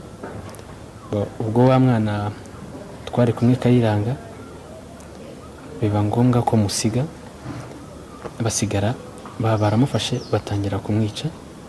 Ubwo mu gihe barimo kumwica mbonye umwanya wo guhunga, baramwica, ngenda hunga, na wa mwana wundi twari kumwe w'umuturanyi turatandukana, sinongeye kumubona. Ubwo byageze mu ijoro ko nari nsigaye njyenyine, njya mu rugo rw'ahantu bari inshuti z'umuryango. Njyayo ngera mu ijoro, ndakomanga, barankingurira, bampa ibyo kurya n'amata, barangije baranyirukana ngo ningende. Ubwo noneho banyirukanye, njye sinajya kure, ahubwo nagumye aho hafi. Naraje ninjira mu kiraro cy'inka, ndarana n'inka zabo, noneho kubera kuryama iruhande rw'inka ndashyuhirwa, mu gitondo sinabyuka, bansangamo, baranyirukana cyane, bambwira ngo ningende cyangwa bahamagara abicanyi. Ubwo nahise ngenda, mu ijoro nza kongera kugaruka, noneho ngarutse barambwira ngo sinzagaruke mu rugo, bambwira ahantu bazajya banshyirira ibiryo nkajya njya kubifata. Byarakomeje nk'igihe cy'iminsi nk'itatu, bakajya banshyirira ibiryo, baravuga ngo nibazajya babona nabiriye nibwo bazamenya ko nkiriho. Noneho ku munsi wa 3 babihanshyirira, nahageze mbere nabwo nje kubireba ibiryo, nsanga batarabihashyira. Noneho mu gihe nje ubizanye azana n'undi muntu ufite icumu w'umugabo, ibiryo barabihashyira, wa muntu nawe ahita yihisha aho hafi afite icumu. Urabyumva ko nawe namubonye, ndabyihora ibyo kurya sinabirya, ndigendera. Ndagenda njya ahandi hantu twari duturanye, urugo ku rundi, ku mugabo witwaga François Hategekimana. Ninjira nsanga bo, kubera ko aho hantu twari dutuye yari ahantu hari hatuwe n'abantu b'abatutsi benshi. Ubwo nsanga bo babonye bigenze gutyo, barimuka bajya guturana n'abahutu bene wabo, urugo barusiga aho ngaho bararukinga. Ngewe naraje kuko hari ahantu nari imenyereye, nuririye ku idirishya, njya hejuru y'inzu, nca mu ibati, ninjira mu nzu imbere. Babandi banyira urugo mu gitondo baraza, noneho ngiye kumva numva barimo baravugira hanze. Ubwo nyogokuru wanjye yitwaga Nyirarudodo, nuko mva uwo mugabo nyir'urugo arimo arabwira abana be ngo bagende bamufatire inkoko bapambure n'amabati ku nzu yo kwa Nyirarudodo. Ndimo kumva hari kwa nyogokuru wanjye nyine. Ubwo abana baragenda noneho abandi mu kwinjira njye mbura ahantu nca kuko nari naciye mu ibati ninjira, byari kuntwara umwanya gusubirayo, ngombwa baraza bansanga mu nzu. Noneho mu kunsanga mu nzu ubwo baramfashe, abana be nabo bazana n'undi mudamu w'umutura wari utuye hafi witwaga Tasiyana nawe n'abana babiri, ubwo tubaye 4. Batujyana ahantu hari kuri segiteri ya Muyumbu, ni hari umwobo bari baracukuye kuzaba tuwarete, ariho abantu bicaga babajugunya n'aho ngaho. Baratujyanye bakajya bagenda badukubita ibiti mu nzira uko tugenda. Tugezeyo ba mudamu bahita bamubwira ngo duha amafaranga, ababwira ati nayabikije umuntu, baramutwara ngo ajye kubaha amafaranga. Babana be babiri turi aho ngaho, umugabo w'umuganga aho ngaho witwaga Marco ahita afata arabica, abicishije umuhoro. Ngiye bambajije ndahakana ntabwo ndi umututsi kuko bari bazi mama wanjye papa wanjye ntabwo bari bamuzi. Nuko ngiye mba ngumye aho ngaho, wa mudamu baramuzana bahita bamwicira nawe mu maso yanjye mureba. Ubwo ngiye nagumye aho ngaho, hafi aho hari akazu babikagamo ibikoresho. Ubwo ako kazu ubwo baranditse ngiye akazu nakabayemo iminsi 3 hafi aho y'umwobo. Ubwo aho narindaho narebaga buri umuntu wari wese uwo bazanye kwica, nabaga ndimo kumureba n'ukuntu bamwica. Nyuma y'iyo minsi 3 haje kuza umuhungu wakinanaga umupira na musaza wa mama yitwa Mutuyimana, kuko yaranzi baravuze ngo umuntu tutarakora iki hano, abankubise umugeri ahita ambuniye iri ryinyo. Hanyuma ubwo hari abantu aho ngaho babaga bategereza babica. Kivuga gutyo ubwo baratangiye batangira kunkubita ibiti, ibintu by'ibikoresho byinshi, bari benshi mbega. Noneho ariko icyo nzi cyo wankubise mumaze kunkubita mu mutwe ko bankubisemo inshuro 2, ibindi byose bankubitaga numvaga ari nko kunkoraho, ntabwo nababaraga. Noneho ubwo bamaze ariko kunkubita mu mutwe nikubise hasi, noneho bagira ngo ndapfuye. Umwe afata ukuboko n'undi afata ukundi, batangira kunkurura banjyana hahandi ku mwobo. Hari nka metero nka 20 hagati y'ako kazu n'uwo mwobo. Nuko bankurura hasi, ubu amaguru yose kubera kunkurura hasi umubiri ushiraho ku maguru. Noneho baragenda banjugunya muri wa mwobo nanjye. Aho muri umwobo harimo abantu bapfuye gusa. Kugiye ngumamo hari mu masaha urebye nko masaha 9 saa 10, ko icyo gihe mbega ntabwo urebye ntitwabashaga kumenya amasaha cyangwa iminsi. Umwobo ngurayemo buracye mu gitondo, bantu bamwe baba bategereje kwica. Ngiye kumva ko yagahagaze hejuru umwe numva umwe aravuze ngo nimuze murebe urimo guhumeka. Uko bari noneho umwe muri bo ubwo baje barebyemo bambonye batangira guteramo amabuye, aribwo rimwe ryafashe hano ku jisho, irindi rimfata hano ku kuboko. Ukuboko kwahise kuvunika.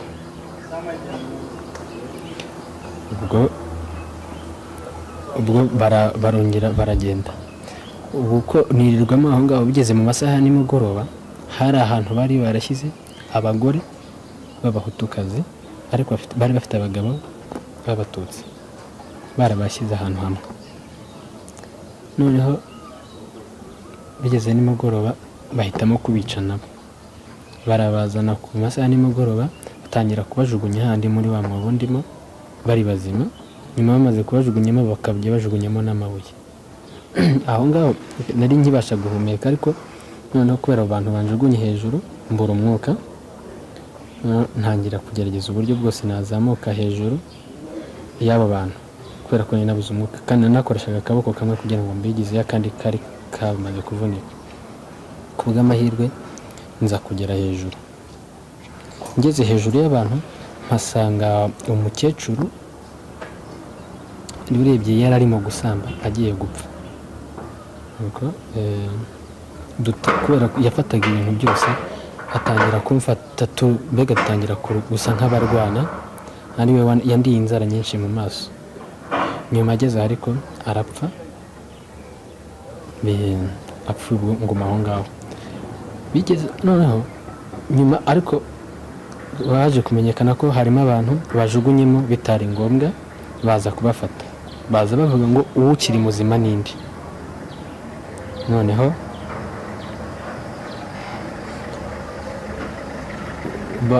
abantu uwukiri muzima agashyira akaboko hejuru nanjye nshyira hejuru batangira kudukuramo abakiri bazima ngiye ngeze hejuru umuntu umwe aramenya aravuga ngo uyu nguyu ntabwo ari uyu munsi bamujugunye ejo ubwo gihe bahise bongera banjugunyemo nanone ubwo hari byari byamaze kuba mu ijoro ndongera ndaramo baracya mu gitondo n'ibisebe noneho n'inzara nyinshi bisa nkaho mpisemo kugira ngo banyice ndahamagara ndahaguruka ndahagarara mu mwobo noneho umuntu umwe arambona aramwambaza ngo urashaka iki batumaho nabwira ngo batumeho umusore witwa Rushema wari uri aho ngaho muri icyo gihe ntabwo yitwaga izina ryitwaga Pilato niyo yacaga imanza we yabaga avuze ngo bamwice baramwicaga ubwo umusore baramuhamagaye araza umwobo noneho amvugishije ntinya kumubwira ngo ndi umututsi nanone ndamubwira ntago ndiwe arababwira bankuramo umwobo hari ku ivuriro bahita banjyana aho ngaho muri iryo vuriro ryari aho ngaho mu ivuriro cyo nahamaze iminsi ntazi uko ingana ariko umuzamu waho tuva baramwitaga Rutaraza akajya aza buri munsi uko aje ku kazi nimugoroba yari afite umuheto akajya awunjomba buri munsi ashaka kuwunyikisha noneho umunsi umwe sinzi ukuntu naje kubigenza nsohoka aho ngaho mu bitaro mbisohokamo ndagenda ari nijoro sinzi inzira naciyemo usibye ko naje gusanga mu gitondo nagiye kubona mbona ngeze mu rugo kwa nyogokuru twari dutuye ariko nta nzu kuko hari inzu ebyiri imwe barayishenye indi nayo barayikuyeho inzugi n'amadirishya n'amabati byose ubwo muri ako kanya mbona umuntu w'umusirikare turahahuriye arampagarika arambaza ati wanyu barihe sinari nzi niba ari uwa FPR cyangwa ari kwa Habyarimana ndamwihorera ndamubwira ko ntazi aho bagiye ahita ambwira ngo fate njye imbere tugende noneho kugenda ancisha mu nzira mbere n'abandi bancishijemo bajya kuntwara aho ngaho bicanira bwabo uranyica ariko uko twagendaga nka metero 5 mu bihuru haturukagamo undi musirikare noneho tugeze aho inzira turayireka duca mu ishyamba tugeze mu ishyamba dusangamo n'abandi bantu bafashe turagenda ngiye kubera sinzi igihe usibye ko naranavunitse ukuguru sinzi igihe navunikiye ngiye sinari nkibasha kugenda binjira ahantu mu rugo bafatamo ingorofani batangira kunshungaho kuri iyo ngorofani ubwo kunshunga turagenda kugeza ubwo twageze kuri kaburimbo ahantu bita ku Isumo nkahurira n'umusore nawe wari umuturanyi wacu witwa Narcisse afite moto ariko nawe bari baramutemye umutwe ubwo ahita ntwara ku bitaro by'Inyagasambu nkamara iminsi naho baza baravuga ngo abantu barwaye cyane babajyane mu bitaro Rwamagana bakazana imodoka ya gisirikare badupakiramo batujyana mu bitaro Rwamagana nko kubera sinari nkibasha no kurya ntakibasha no kugenda ari ukuryama gusa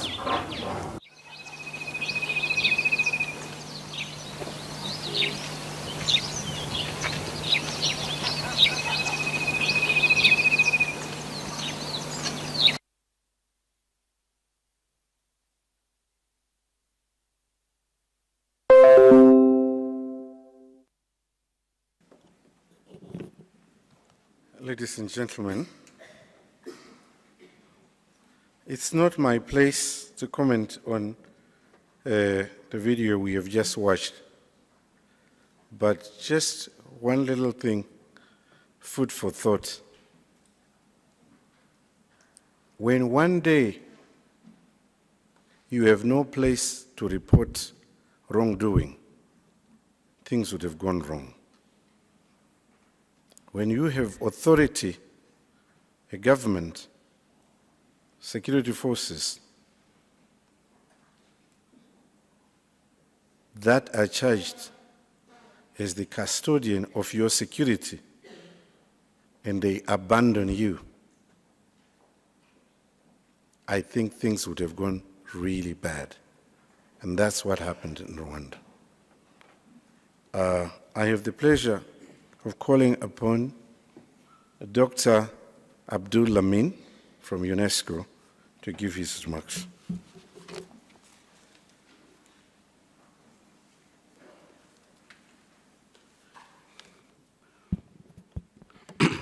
Thank you very much, Newton. Good afternoon. Good afternoon. I can understand why we feel very sad and somber, but I think the first reminder is that we have to live this moment so that we prevent it from happening tomorrow. So once again, let me get a little bit of energy. Good afternoon. Thank you very much. First, I want to thank my colleagues at United Nations Information Center for inviting me to share some reflections. I am not going to speak to the video because we've all seen it, and I think from a personal point of view, we can relate to the message and to the postscript that Newton just gave, which is to say that if we live in a society where all else has collapsed and there is no hope, then I think we know something is wrong.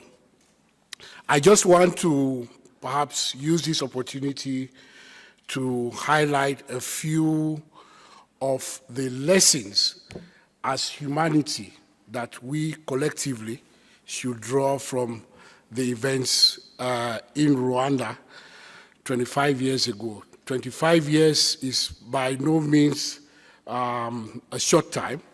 It's a milestone in historical terms. It's a quarter century. A quarter century is quite a long time.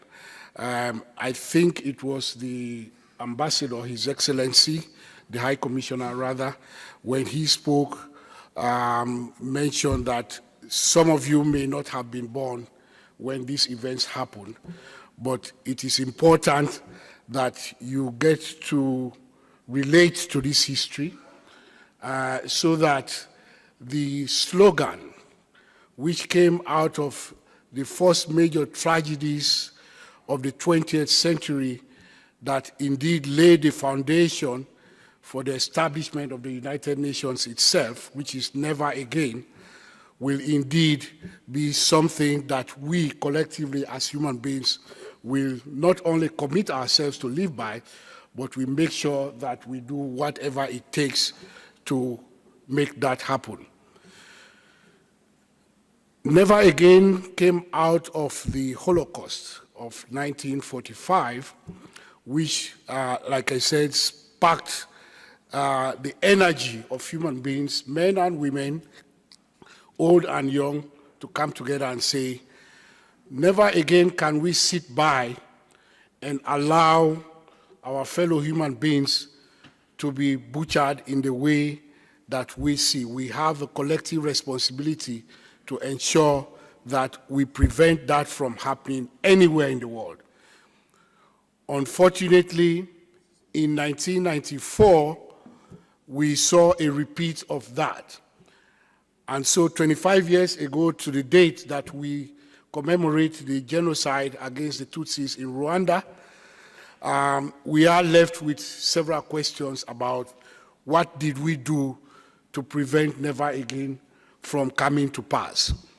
Indeed, it is true, if you read the history of genocide, that between 1945 and 1994, when the sad events took place in Rwanda, there have been many, many other incidents around the world that the world could not simply live up to its commitment of stopping. You can think about the Armenian genocide, you can think about the genocide in Cambodia, Bosnia-Herzegovina, and so on and so forth.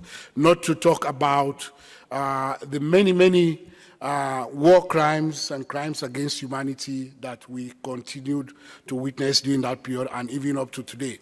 Let us remember that genocide is the most extreme force of heinous crimes. There are other crimes, obviously, war crimes. We talk about the laws of war. The laws of war does not preclude states from going to war, but it's a legal framework that guides us when we go to war to ensure that we abide by certain standards so that we don't specifically target unarmed civilians. Now, when it comes to genocide, it is not just about targeting unarmed civilians, it is also with the extreme intent of exterminating a complete group. And that is what makes genocide a very distinct crime in international legal jurisprudence. It's a crime in its own category. It is not just that you're targeting unarmed civilians, non-combatants, as we would call them, but it is with the intention of targeting those who have certain similarities, whether you talk about their ethnic background, their religious background, their race, and all of that, and the intention is to wipe them out. It's a systematic crime designed to wipe out, and so we should not sit by and allow that to happen.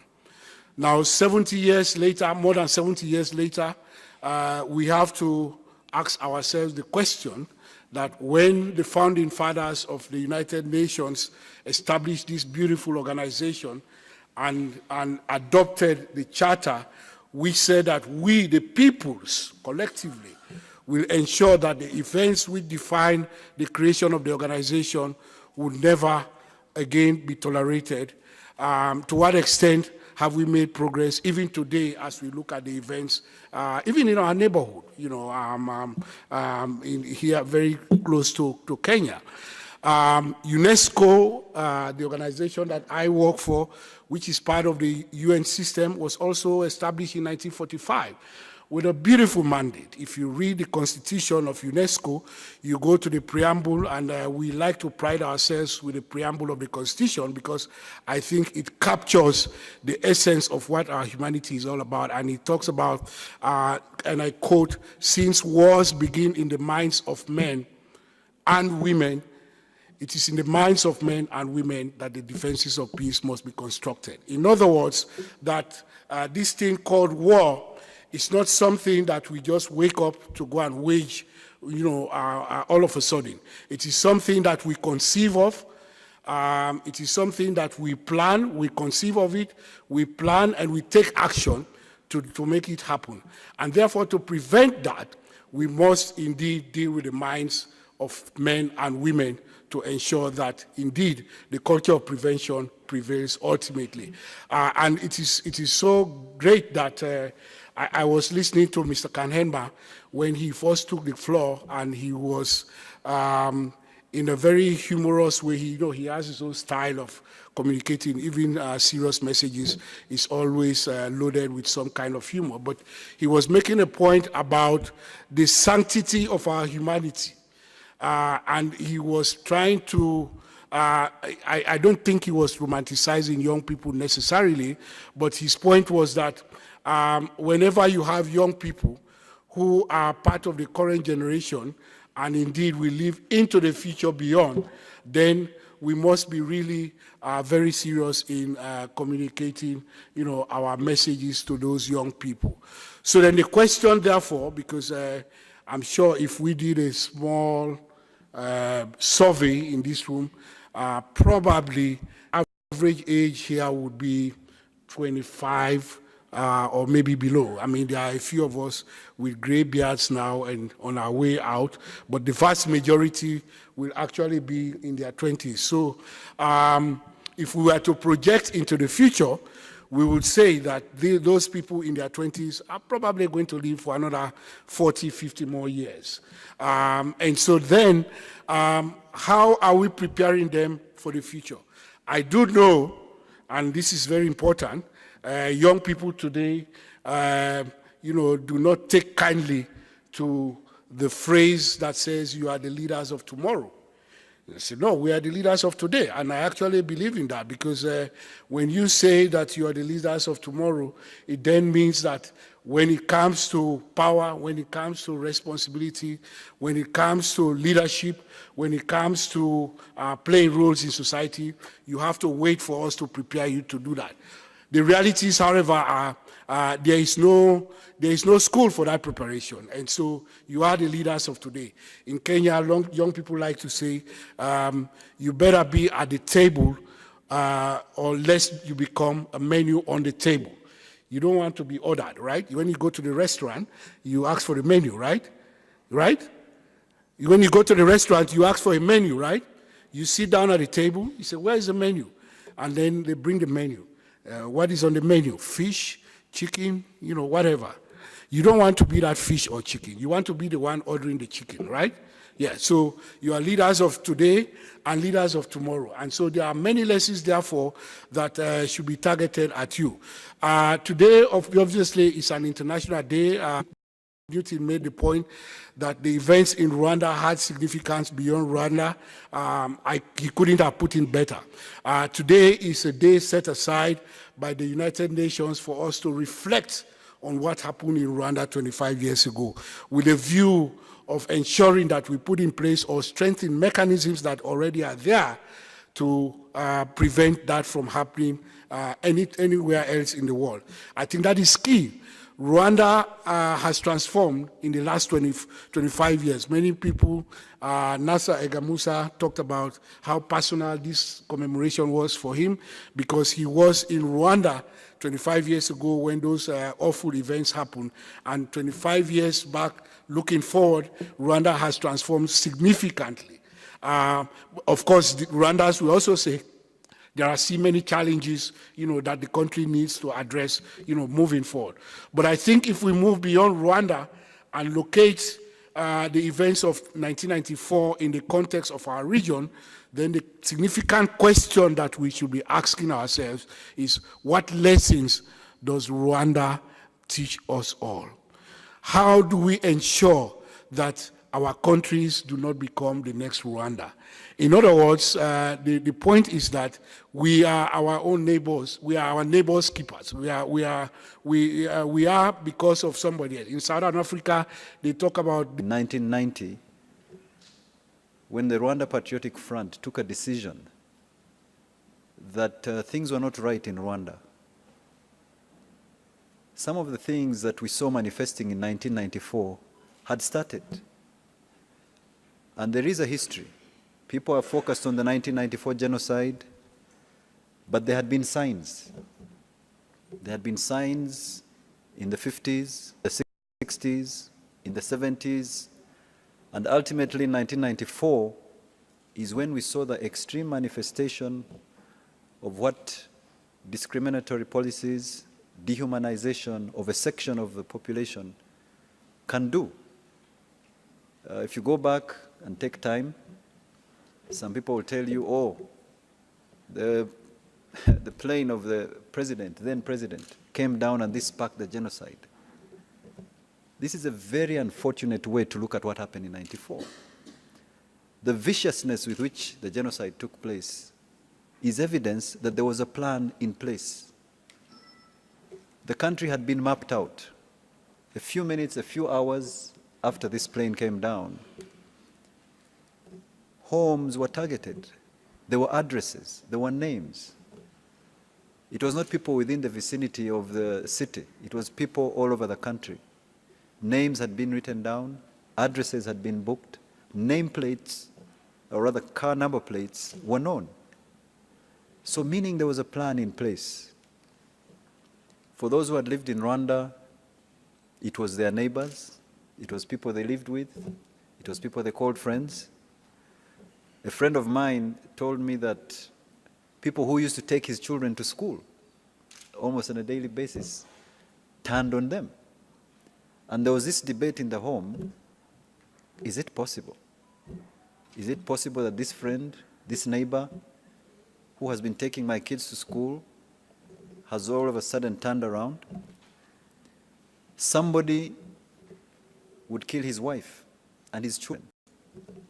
He would look at his children and divide them and say, these look closer to me, I'm going to save them. These look like their mother, I think it's their time, or vice versa.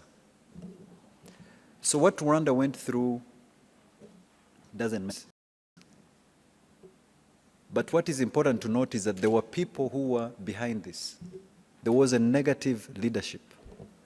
And the Rwanda today we have is a leadership that decided that we are going to start afresh. We are going to have proper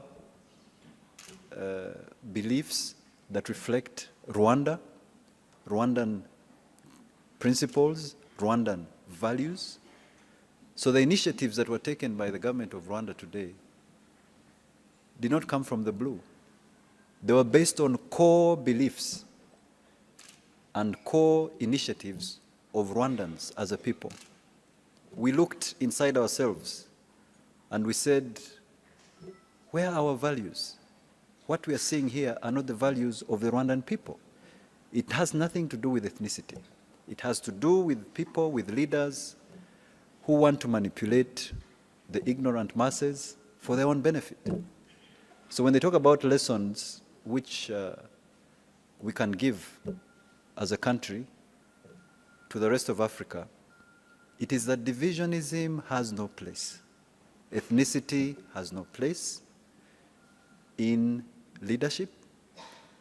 There is no reason why you should mobilize one section of the population against another, claiming that one tribe is superior to another, claiming that another tribe is inferior to the other. These were things we saw before our eyes. Our parents had seen. Some of us grew up outside Rwanda. Our parents would tell us these stories, and we thought it was over, but it was continuing. And then 94, genocide, where there was now organized, extremely brutal atrocities targeting Tutsis, which led to the deaths of over 1 million. Many times you'll hear 800,000, but studies have been done, statistics are there, which indicate that over 1 million people were massacred in 100 days. These are done by institutions which are international, of repute. But the bigger issue is, you are the youth, you are here, what can you do to shape the future of Rwanda, the future of Kenya, the future of Africa? Our president, when His Excellency Paul Kagame, when he took over and led the military campaign, was only 33 years old. Many, including some of my colleagues here, were 25, 24, some were even younger. But they redefined the future of Rwanda. So it means that you here in this group, or in this room, can redefine the future of your community, your countries, so that you live a more peaceful future, so that we can leave behind a better Africa. So mine is to provoke the discussion this morning. We will benefit from questions, from contributions. We don't have all the answers. We invite it to be an interactive session. Rwanda today, as many have said this morning, is a beacon of hope. There were difficult decisions made by the leadership. Make reconciliation, unity a major cornerstone. We will not be where we have decided that revenge has no place, and revenge should have no place in any society. and decide that we have to start afresh. You're not going to build an economy when you have not sorted out the basics, the fundamentals, dignity, peaceful coexistence between one another. So I want to invite all of you who have questions to stand up, give your questions or ask your questions, make your contributions. And I hope we can take a moment like this after 25 years to redefine where we want to go as a youth, as people of different nationalities, because these threats are still out there. Without mentioning names, there are places in Africa where people are being divided on the language they speak. And some of these are languages which don't even belong to Africa. And there is extreme violence. We know that there are places where people are going after each other purely because of religious differences.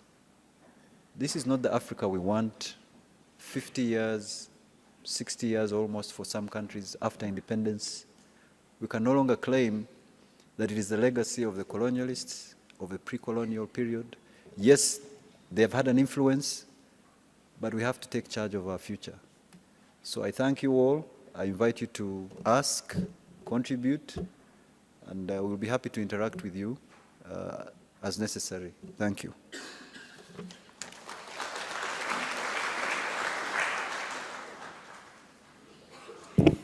Thank you, Ambassador. I think it's time for us to ask questions. The only limit you have is let's be conscious of time and be as precise as possible.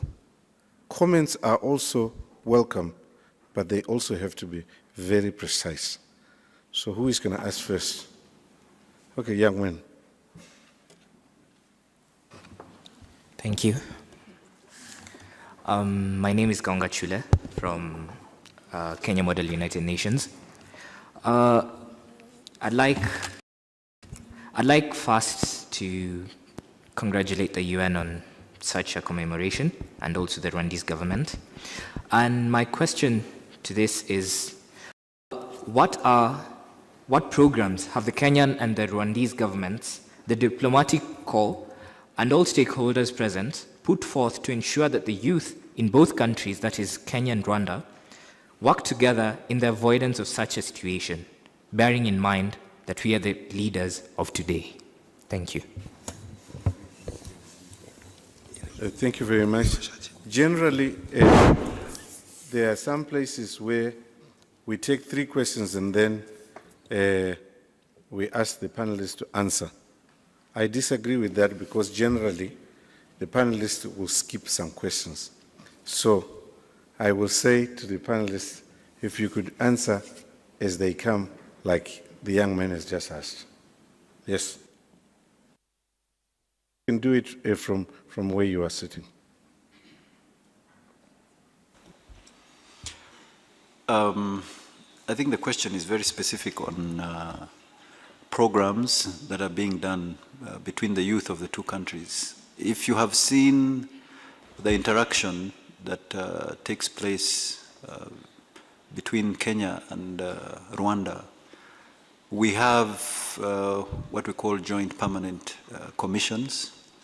The last one was 4 years ago, and it examines several areas of cooperation between the two countries. It addresses economic issues, defense and security. But we also go into programs like youth programs that are shared between the two countries. The follow-up, it's done at a level where the two ministries of foreign affairs with the line ministries of the individual programs, whether it is youth, also participating in these joint permanent commissions. So there are programs which are educational. Rwanda has a very strong National Unity and Reconciliation Commission. We have had visits of schools, universities from Kenya into Rwanda to examine what Rwanda has done at the level of the National Unity and Reconciliation Commission. And it's through forums like this and the youth ministry programs, sports exchanges, where people are exposed to the different experiences, and we reinforce each other. So without going into much detail, there is a forum, there is a joint permanent commission, there are exchanges between students, there are exchanges between the Unitary Conciliation Commission and institutes of higher learning. But this can be taken to another level. I can see the question that is being asked is actually saying, what can we do more, or can we do more in that direction? So we are open, and being here on behalf of the government of Rwanda, we're ready to partner with the model UN representative who is here to see what else can be done to make sure that we take it to another level. Thank you. Thank you very much, Ambassador. I see Dr. Lamin has got something to say. Well, just to add one more thing to what the ambassador said. UNESCO works in countries and at the regional level. Here in Nairobi, our office covers 13 countries. And in many of our programs that are regional in scope, we always make an effort to try to bring people from different countries to share experiences. I give you a specific example. Last week, we were in Kampala organizing what we call the MOST School. MOST is Management of Social Transformations. It's a program within UNESCO that focuses primarily on bridging the gap between knowledge on the one hand, policy and action. You would agree with me that before you solve any problem, you need to have a better understanding of what that problem is. And so in the work that we do, we focus a lot on building capacity in doing social science research. Now, that research is relevant because it then informs what policymakers like him would put in place at the national level. But beyond that, what programs, because you can have the policy framework, but you need programs to accompany that policy. So last week, what we did was we brought together young people from mostly the IGAD countries and a few from outside of the region to look at the issue of youth, peace, and security in the Horn of Africa. The majority of the participants were young people, but there were also people working in governments, academia, and so forth to have that exchange. So I raise it not to specifically respond to the question of Rwanda and Kenya, but to say that at the regional level, because Ambassador, I'm sure, would agree with me that it's not just the bilateral exchanges that are important, it's also good to put this in a much broader regional context. As a matter of fact, there's one of the regional entities, international conference on the Great Lakes region, which is a body that brings together countries in the Great Lakes region, has a youth forum, which brings together young people from all of that. So there are those programs. But like he said, I think there is more we can do to build on some of those existing programs so that you're really able to have a better understanding and learn, from each other. Thank you. Thank you, Dr. Lamin. I see that Rwanda is a champion of gender balance, and I would like to have a lady and a gentleman. I see a lady there. Yes. Thank you very much for the opportunity. My name is Nelly, and I'm a country coordinator of African Network of Youth Policy Experts. And I've had a chance to visit Rwanda, and I would really like to take this opportunity to commend Rwanda. Rwanda has come a long way, and we are really looking and also learning a lot from Rwanda. I would really want to thank the panelists. Thank you very much. My mantra for this year actually is, if the young people are not invited at the table, if there are no seats, please bring a foldable chair. Don't become the menu. Bring a foldable chair and discuss these issues. I'm very interested, and also thank you very much for the panelists again for providing that opportunity to have young people come and deliberate about issues like this. Because one thing for sure is, if we do not discuss today, our children will gather again like this and blame us. Thank you very much. I thank you very much. Yes. You have just triggered a small thought in me which says that imagine Rwanda was where it was 25 years ago, and yet now most African countries are looking for leadership from that country. In just a quarter of a century, they have turned the whole thing around. They are now teaching those that were stable in 1994. Isn't that incredible? That's what leadership can do.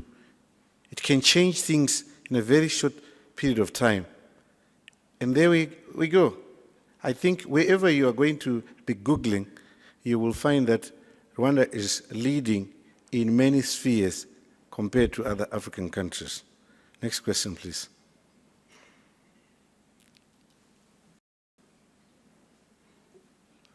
I'll leave the gentleman.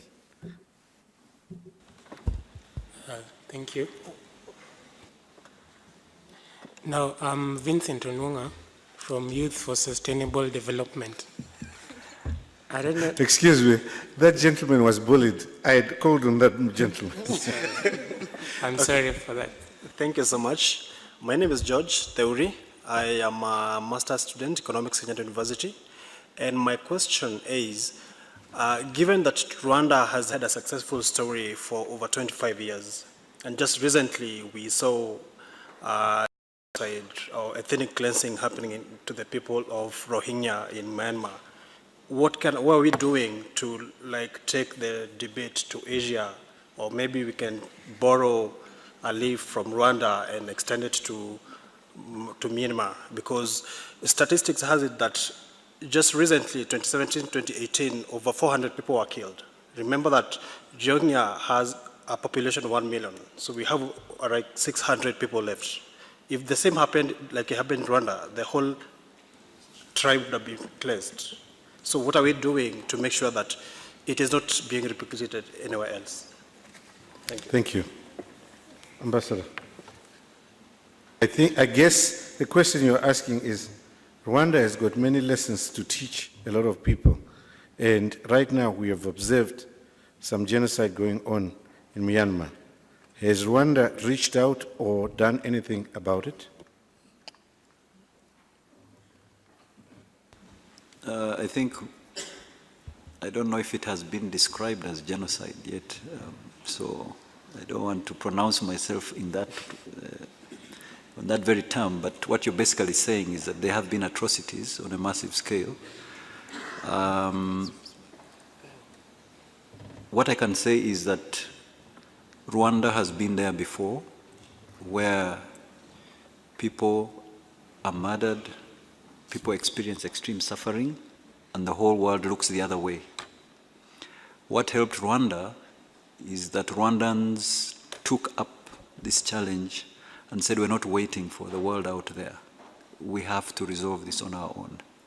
I don't know the peculiar circumstances of Burma, which can make it easy for the Burmese or for whoever is being targeted, for them to also make a decision that this has to stop.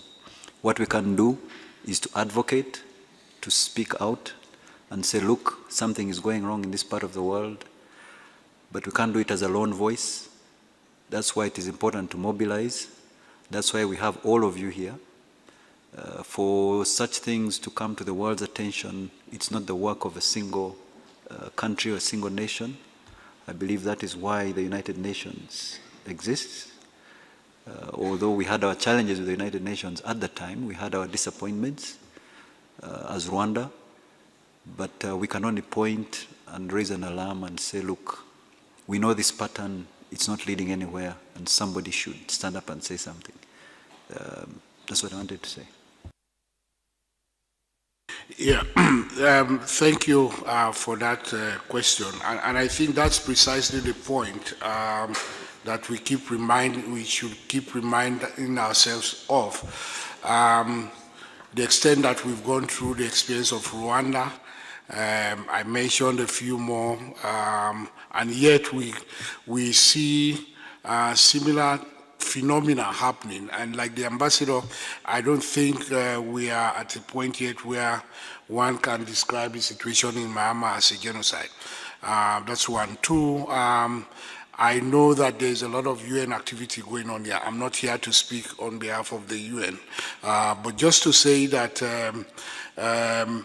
it also speaks to the nature of the system in which we operate today as a globe. I mean, Ambassador alluded to the challenges that Rwanda had with the United Nations back then in 1994, and it keeps raising also from the perspective of African states the power configuration within the UN system itself. You may know that in terms of political structure, there is, a Security Council which hasn't changed in terms of composition since the UN was established. Now, I'm not necessarily saying that if you change the composition of the council, the issues in Myanmar and other countries will go away, but the point is to say that as the world changes, as the world transforms, one has to also expect that, agencies such as the UN also is part of that transformation, which is why in the African Union, for instance, they have a group of states that are championing a reform of the Security Council. President Paul Kagame was chair of the AU that led the process of reforming the AU itself and putting in place mechanisms to finance the institution. So my point really is not to directly respond to what we are doing, but to say that you cannot look at this situation in Myanmar or in Syria or in Somalia, outside of the context of the international system, as it were, because at the end of the day, we've come a long way. The UN's existence over the last 7 decades has had tremendous positive impact on humanity. But there are still challenges that we keep facing. And the more Myanmars we see, the more Syrians we see, the more Somalias we see, they keep reminding us of the failures of 1994-95. So again, I think the fundamental conclusion would be that, collectively, we have to make sure that we do whatever it takes, to put pressure wherever we are, because as he said quite rightly, if something happens in another part of the world and we seem not to care, it will come back, to haunt us. So I think it's just to broaden the scope of an issue which you put on the table, which, I think none of us can say exactly there is something specifically done beyond the normal things that the UN would do to respond to going, provide the humanitarian assistance, get the parties to engage in political dialogue and that kind of stuff. Yeah. Those who are students of human rights and have looked at the Genocide Convention, one would identify the letdown of Rwanda was a result of hesitance to call a spade a spade. There was a lot of dragging in the Security Council in the United Nations when there was genocide in Rwanda, and there was literature which was coming out of Rwanda that there is a systematic elimination of a group of people in that place. So if you allow me, I will disagree with both the ambassador and the expert who say that I do not know whether I should call it, or they have called it, a genocide. I do not wait when somebody goes in a particular village and say that I'm targeting Kikuyus, I'm going to kill Kikuyus, and you find that it is happening there is a definition of genocide. We know it. And was it somebody who said, evil prevails when good men do nothing when they see it? So in this case, as far as I'm concerned, we have seen what is happening in Myanmar. I have no hesitation to call it not by its name, but to say it's systematic. There's a young man that we suppressed who was about to say something. A young man said. Thank you. I'm sorry about earlier. Now, thank you for having programs in Rwanda that are targeting to restore, of course, the families that were left and those that have come up to continue with their livelihood. But my concern is, when these atrocities occur, the most affected are the women and children. So how is the Rwandan government, do they have a policy framework or programs that are geared towards empowering women and children? Because if it ever happened again, and those, of course, who are affected, we realize that the most affected were women and children. Thank you. Thank you, Ambassador. Yeah, it's a good question. Indeed, there are programs for the affected women and children of the genocide. In Rwanda, we have a fund which has been around since 1994. It is in the French acronym is FARGE.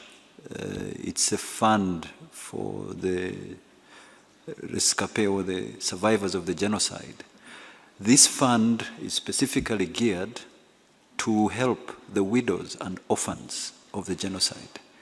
So it helps them in terms of their basic livelihood. It helps them, yes, it doesn't cover everything, but has done a lot in terms of covering educational needs, health requirements for the widows and orphans.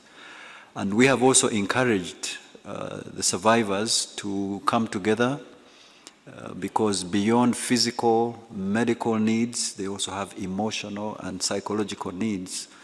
So we also have groups like there is one called Avega. These are details we can give you at a later stage, where widows of the genocide come together. Some have been affected by HIV as a result of rape, where rape was used as a weapon of war during the genocide, where they get drugs at subsidized rates or completely free. And they have counseling, which is geared towards them. So there are several programs, multiple programs. They're still ongoing. In fact, here in Kenya, I believe there are people who have been benefited from that in terms of getting scholarship. They're identified. What is critical is there is an identification process at the community level because you want to make sure that you're actually helping the people who are victims or who merit this assistance.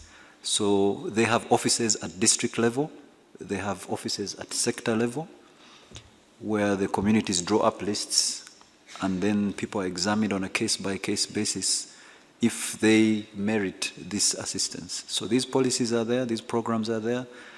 They could do better because, as you know, this is a resource issue. So we probably don't cover everything, but a large number of people have been covered by these programs. Thank you. Thank you, Ambassador. Next question. We have not heard from this side. Lady? Yes.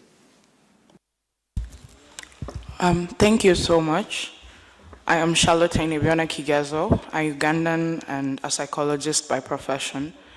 And my question is, there's a question of media and media houses playing a major role in stirring war and crime based on hatred and separation, but they steal the power of freedom of speech. How has Rwanda managed to keep the media from being a major influence in the healing process of the country? That's my question. Thank you. Excellent question. Ambassador. Well, I just want to get this clear. How has the media been used to participate in the healing process? Is that the question? Correct. Let me repeat the question. There is the question of media and media houses playing a major role in steering war and crime based on hatred and separation. But there is still the power of freedom of speech. How has Rwanda managed to keep the media from being a major influence in the healing process, owing to the fact that there might be people who will sit down and blog or tell stories that are contrary to what the country is trying to pass on? That's my question. Yeah, I mean, that's a good question. Rwanda, if you followed what happened in the genocide, the media played a very negative role in promoting divisive ideology, and you may have heard of radios, I don't know if you know them, called RTLM. If you're a media person, you must have heard about it. Basically, it was an FM station set up specifically to call on people to go out and massacre their neighbors. It was very closely linked with the security services at the time. We even had, unfortunately, people from Europe who were part of this media group. So, because of this experience, Rwanda, the Rwandan government, has had to be very deliberate in making sure that the media does not play a negative role. How this was done is that we have put in place laws which are quite severe on people who may want to use the media for divisive purpose. We also have a media council which people or media houses, bloggers, or anybody who is involved in media is normally subscribes to this media council. And so they have laws or regulations which you have to submit to in order for you to be a credible source or to be a credible station or online platform. And some of the basics which you have to subscribe to is that you should not be divisive in your approach. You should have programs which contribute to reconciliation, to the rebuilding of the Rwandan society, programs which promote peaceful coexistence. And anybody who digresses from this line is first of all called upon by his colleagues. There is a self-regulatory mechanism of the Media Council where you're put to order. And when it goes beyond, meaning that you're not able to be put on the straight and narrow by your colleagues, or there are laws and principles which try and put you back in order. So it's an ongoing process. We're in modern times where technology doesn't see borders. So that means we can only do as much as we can within the country and call on the fraternity, the media fraternity, even beyond Rwanda. Right now we have online platforms in Europe, in North America, and some parts of Africa, which unfortunately continue to spread negative and hate propaganda. These are beyond our control. We only can depend on the solidarity of those who are positive. And as we were saying, this is an excellent opportunity when we have youth here who are tech savvy, who know how to be constantly in touch with the World Wide Web, who can help us to drown out these negative voices. Because what is important is that the good must overcome the evil.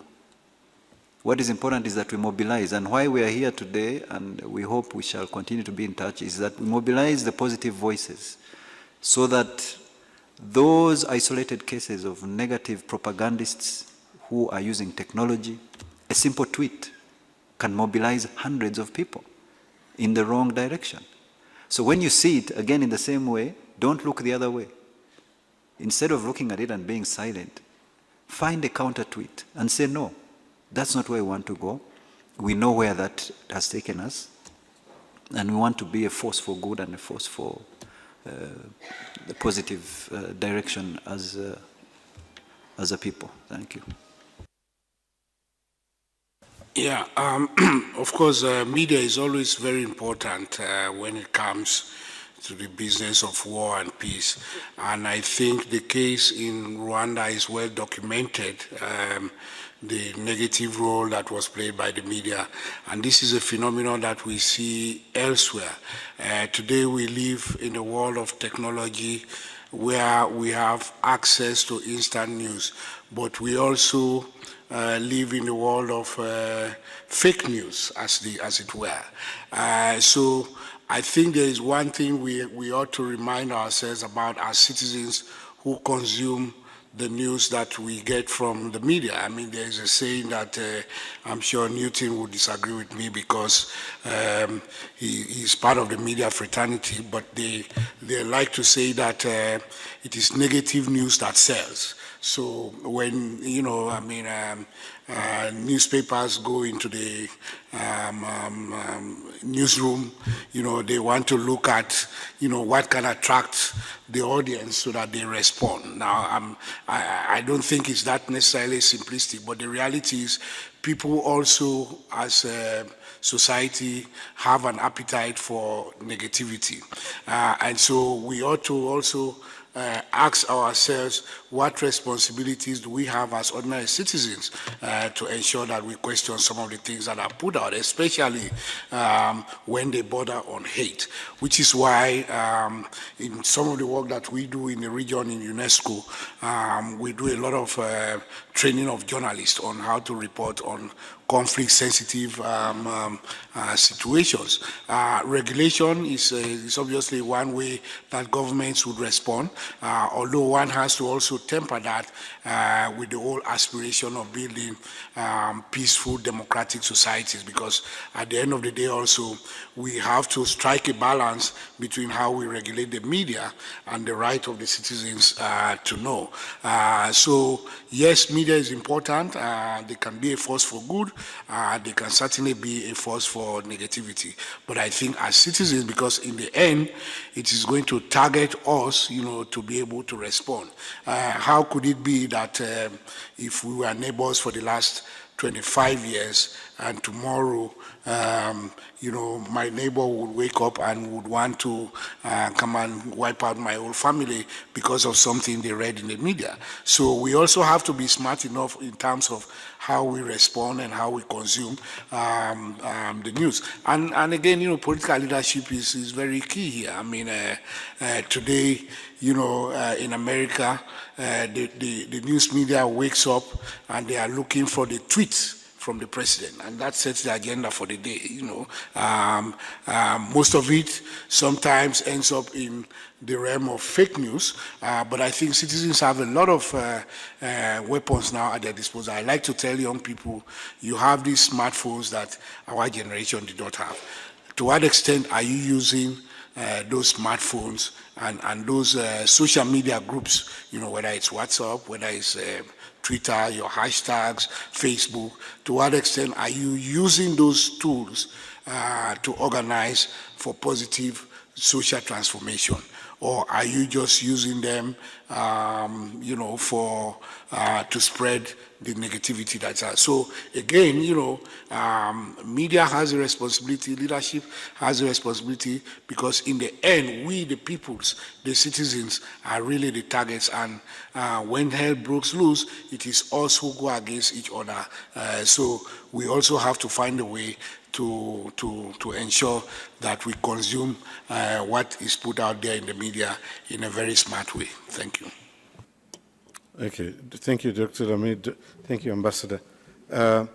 Yes, you kind of said I disagree with you, but for the sake of the audience, we can have our disagreement over dinner or some drink, but at the moment, let's accommodate students, and we are running out of time, so I am now going to revoke what I had promised, that I want one question to come at a time. So maybe we could have 3 questions that come, and most likely, if the panelists agree, that will bring us to a close. I hate it when we have people who have got questions and we shut them down and we say, you cannot get a chance. Lady.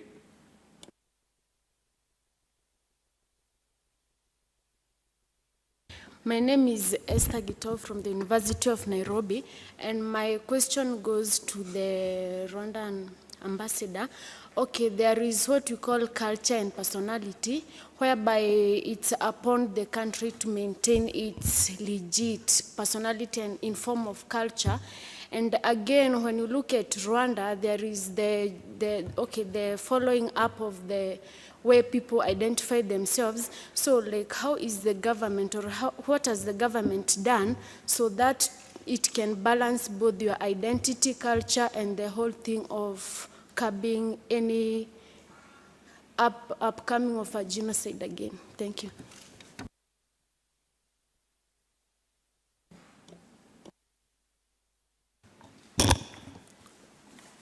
Thank you very much for giving me the opportunity, privilege to talk in front of our children. My question, which is like a question and a comment, is we talk about lessons learned for Rwanda, for the region, for the continent, but what about the UN itself?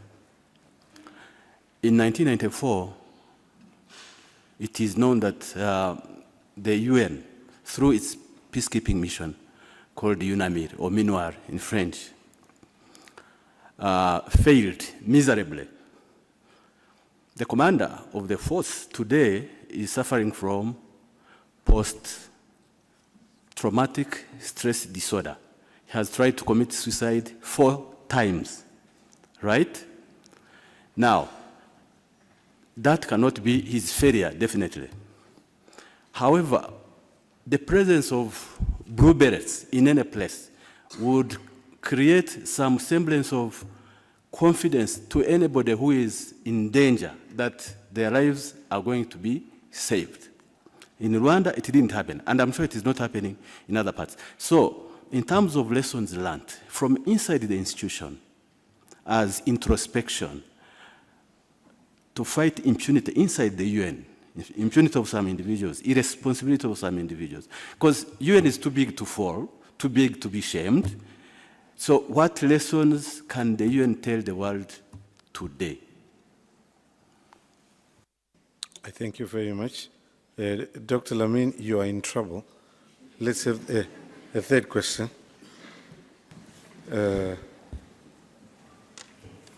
Gentleman with an afro.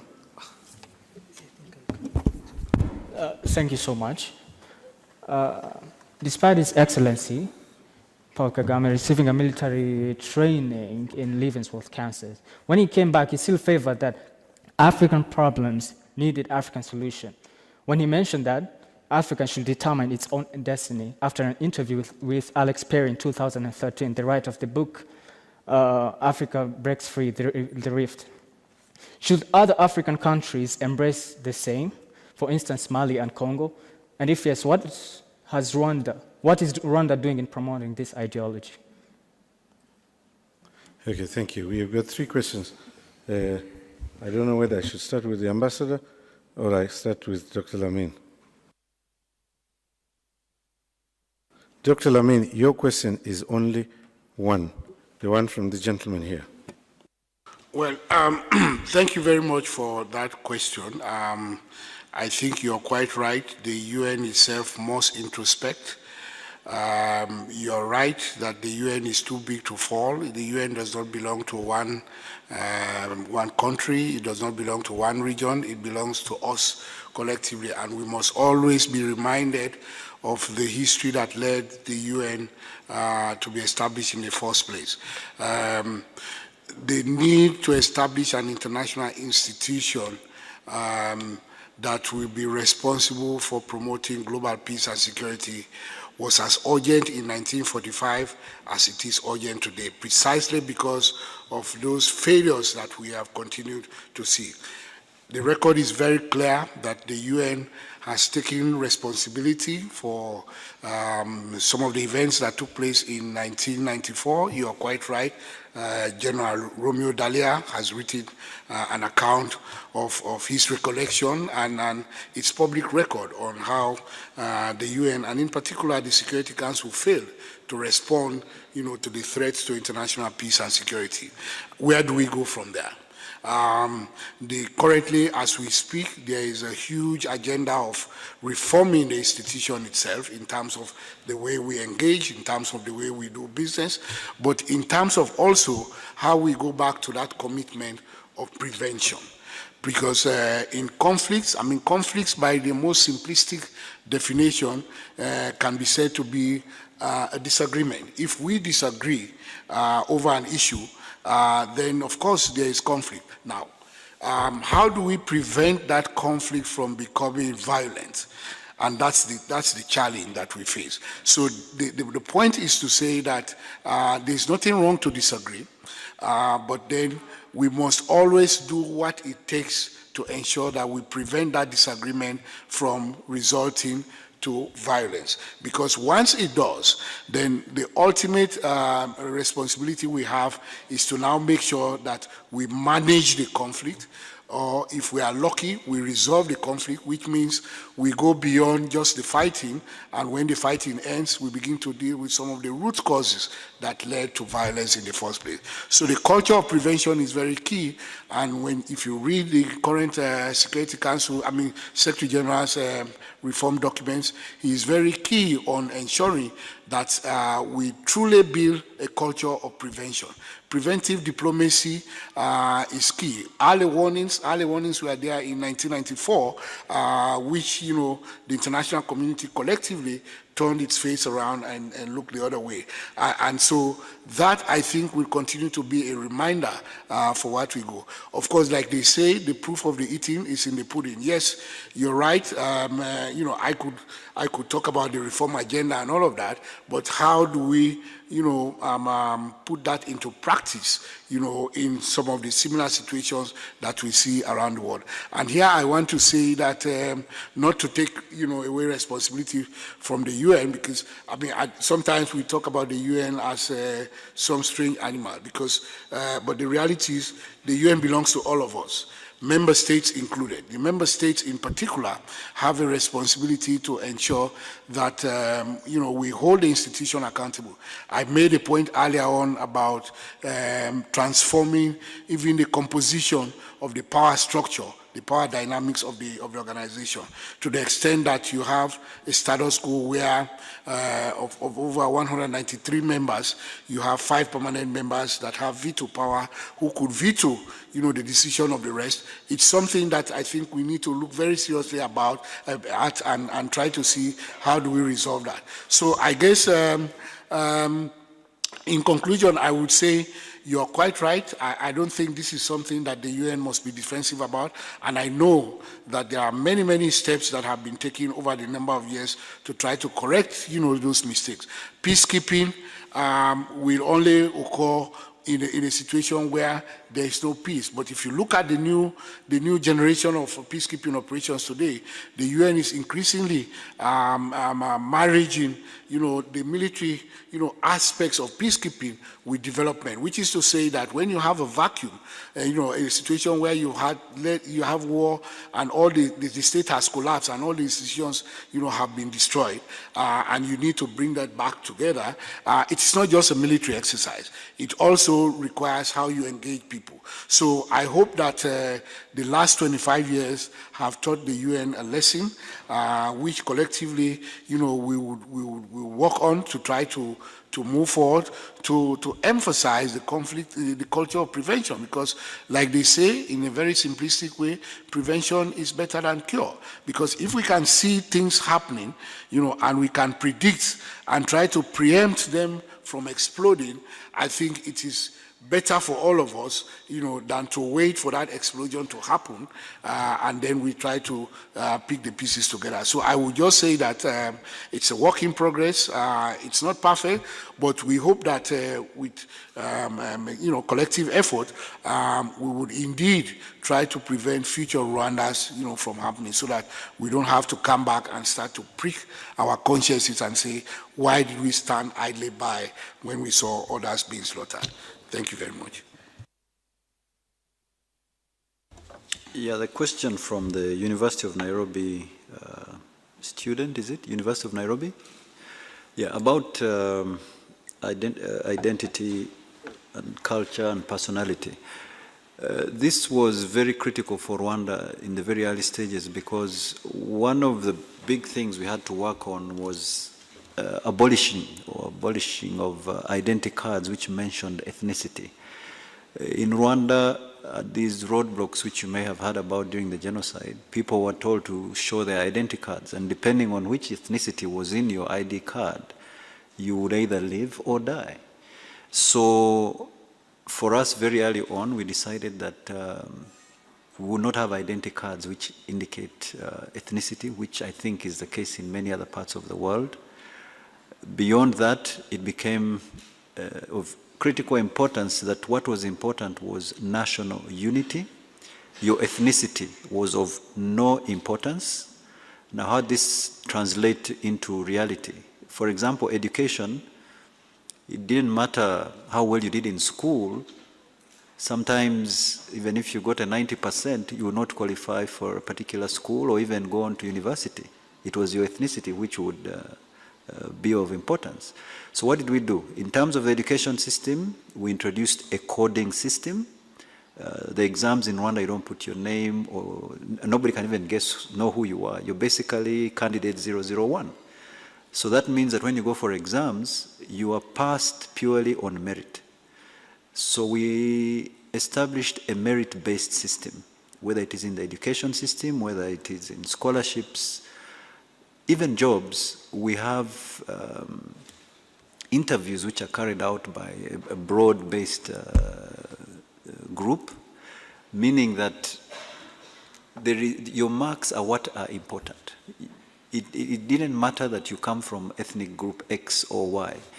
So for our children, this is extremely important for the next generation to know that you cannot have one ethnicity loading it over another, that it has superior qualities or merits particular favors because of who you are or where you come from.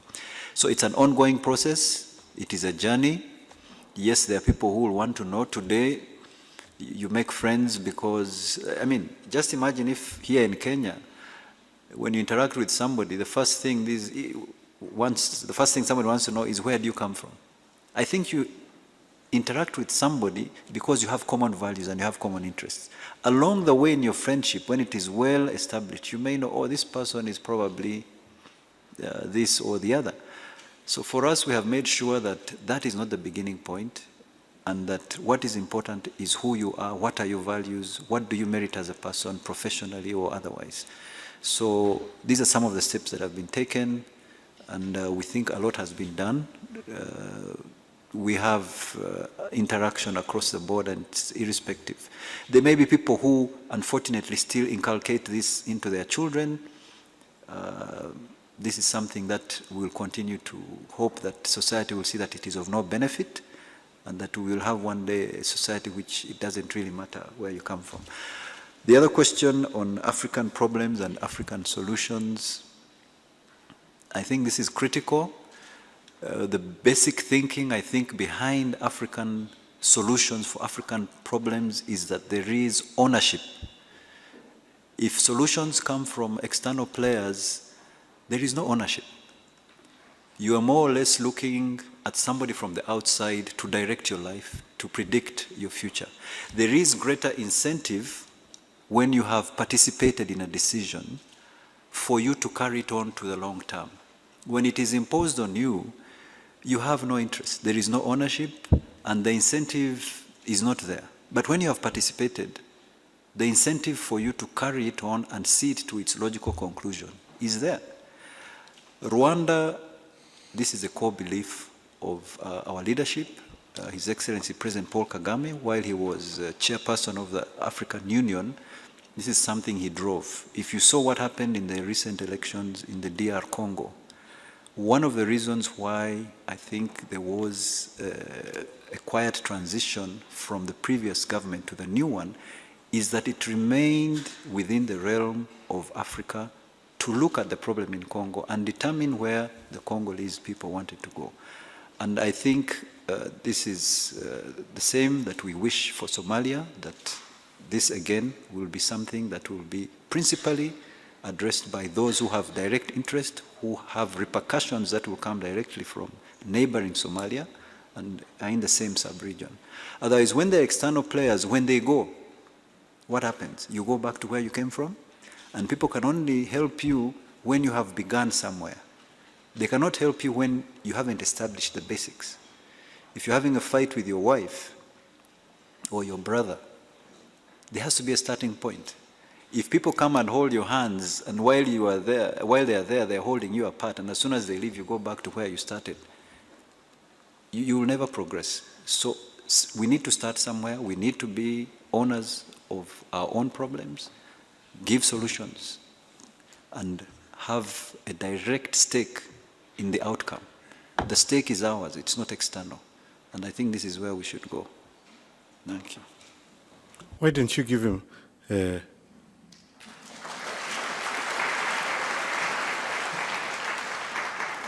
That's profound, because if you really think about it, I come from Southern Africa, and my country borders with Botswana and a little Namibia.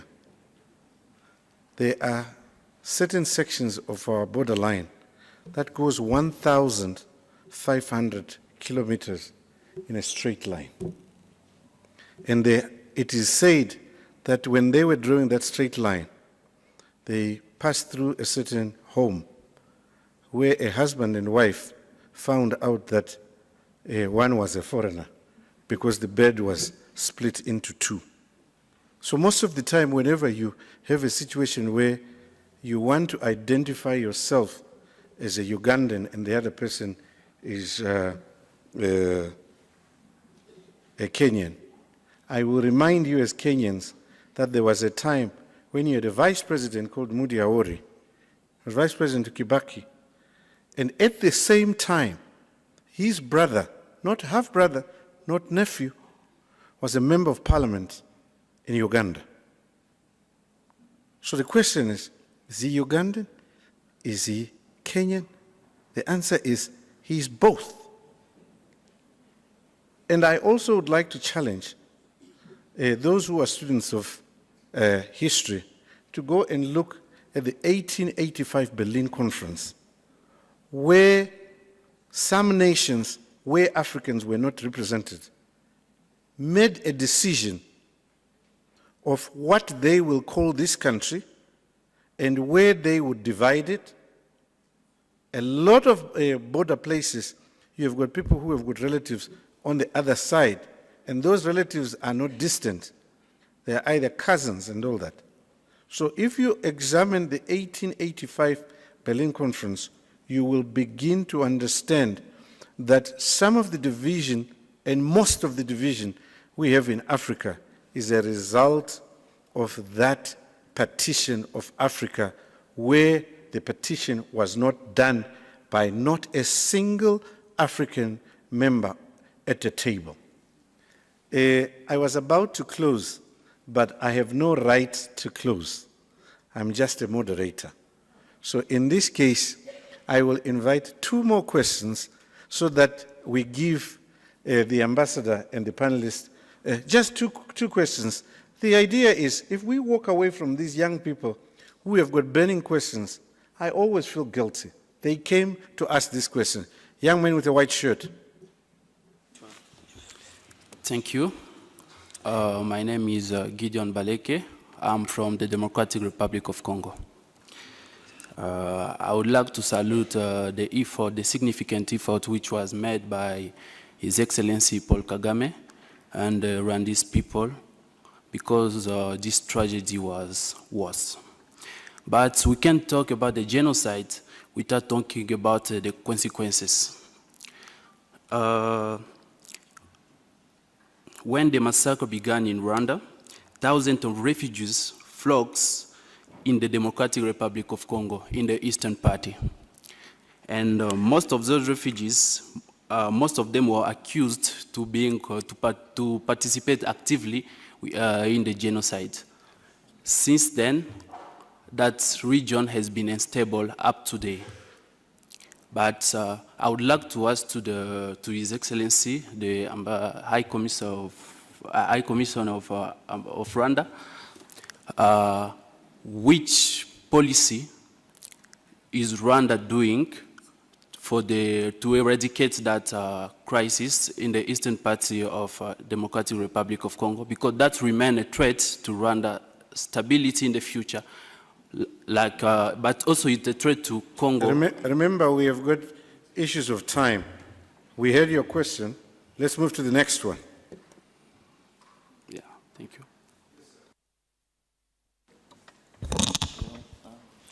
Thank you. My name is Sonia Brand from the Technical University of Kenya, currently serving as the Secretary General. So my question is, as you plan to renew and start afresh, what plans are there to stop the new colonialism? The right example is the projects brought by China to other countries, after sometimes they take over. So this thing about the projects and the foreign countries taking over can result to another genocide or division. What plans are there to avert? Thank you. Yes, Ambassador. I'll leave the question of China to my colleague. No. So that the question from the Congolese guy. Yeah, I was just mentioning that in the interest of sharing questions, but I'll have a comment on China too. As far as the Democratic Republic of Congo is concerned, I think a lot has been done. And in fact, in the last 25 years, the situation that was in Eastern Congo is totally different from what we have today. At the time, there were over 1 million refugees who were being held hostage by members of the militia and the former army, the genocidal army in Eastern Congo. In the first few years, by 96, Rwanda had repatriated over 1 million of these refugees back into Rwanda.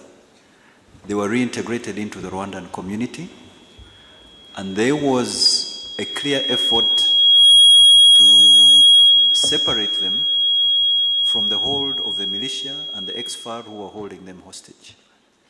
Since then, yes, there were groups, elements, which tried to destabilize Rwanda from Eastern Congo, but there was a deliberate effort to reach out from the government of Rwanda to these groups. We sent emissaries, we sent members of their family who were in Rwanda to go and speak to these militia, speak to these ex-FAR, and they were also returned.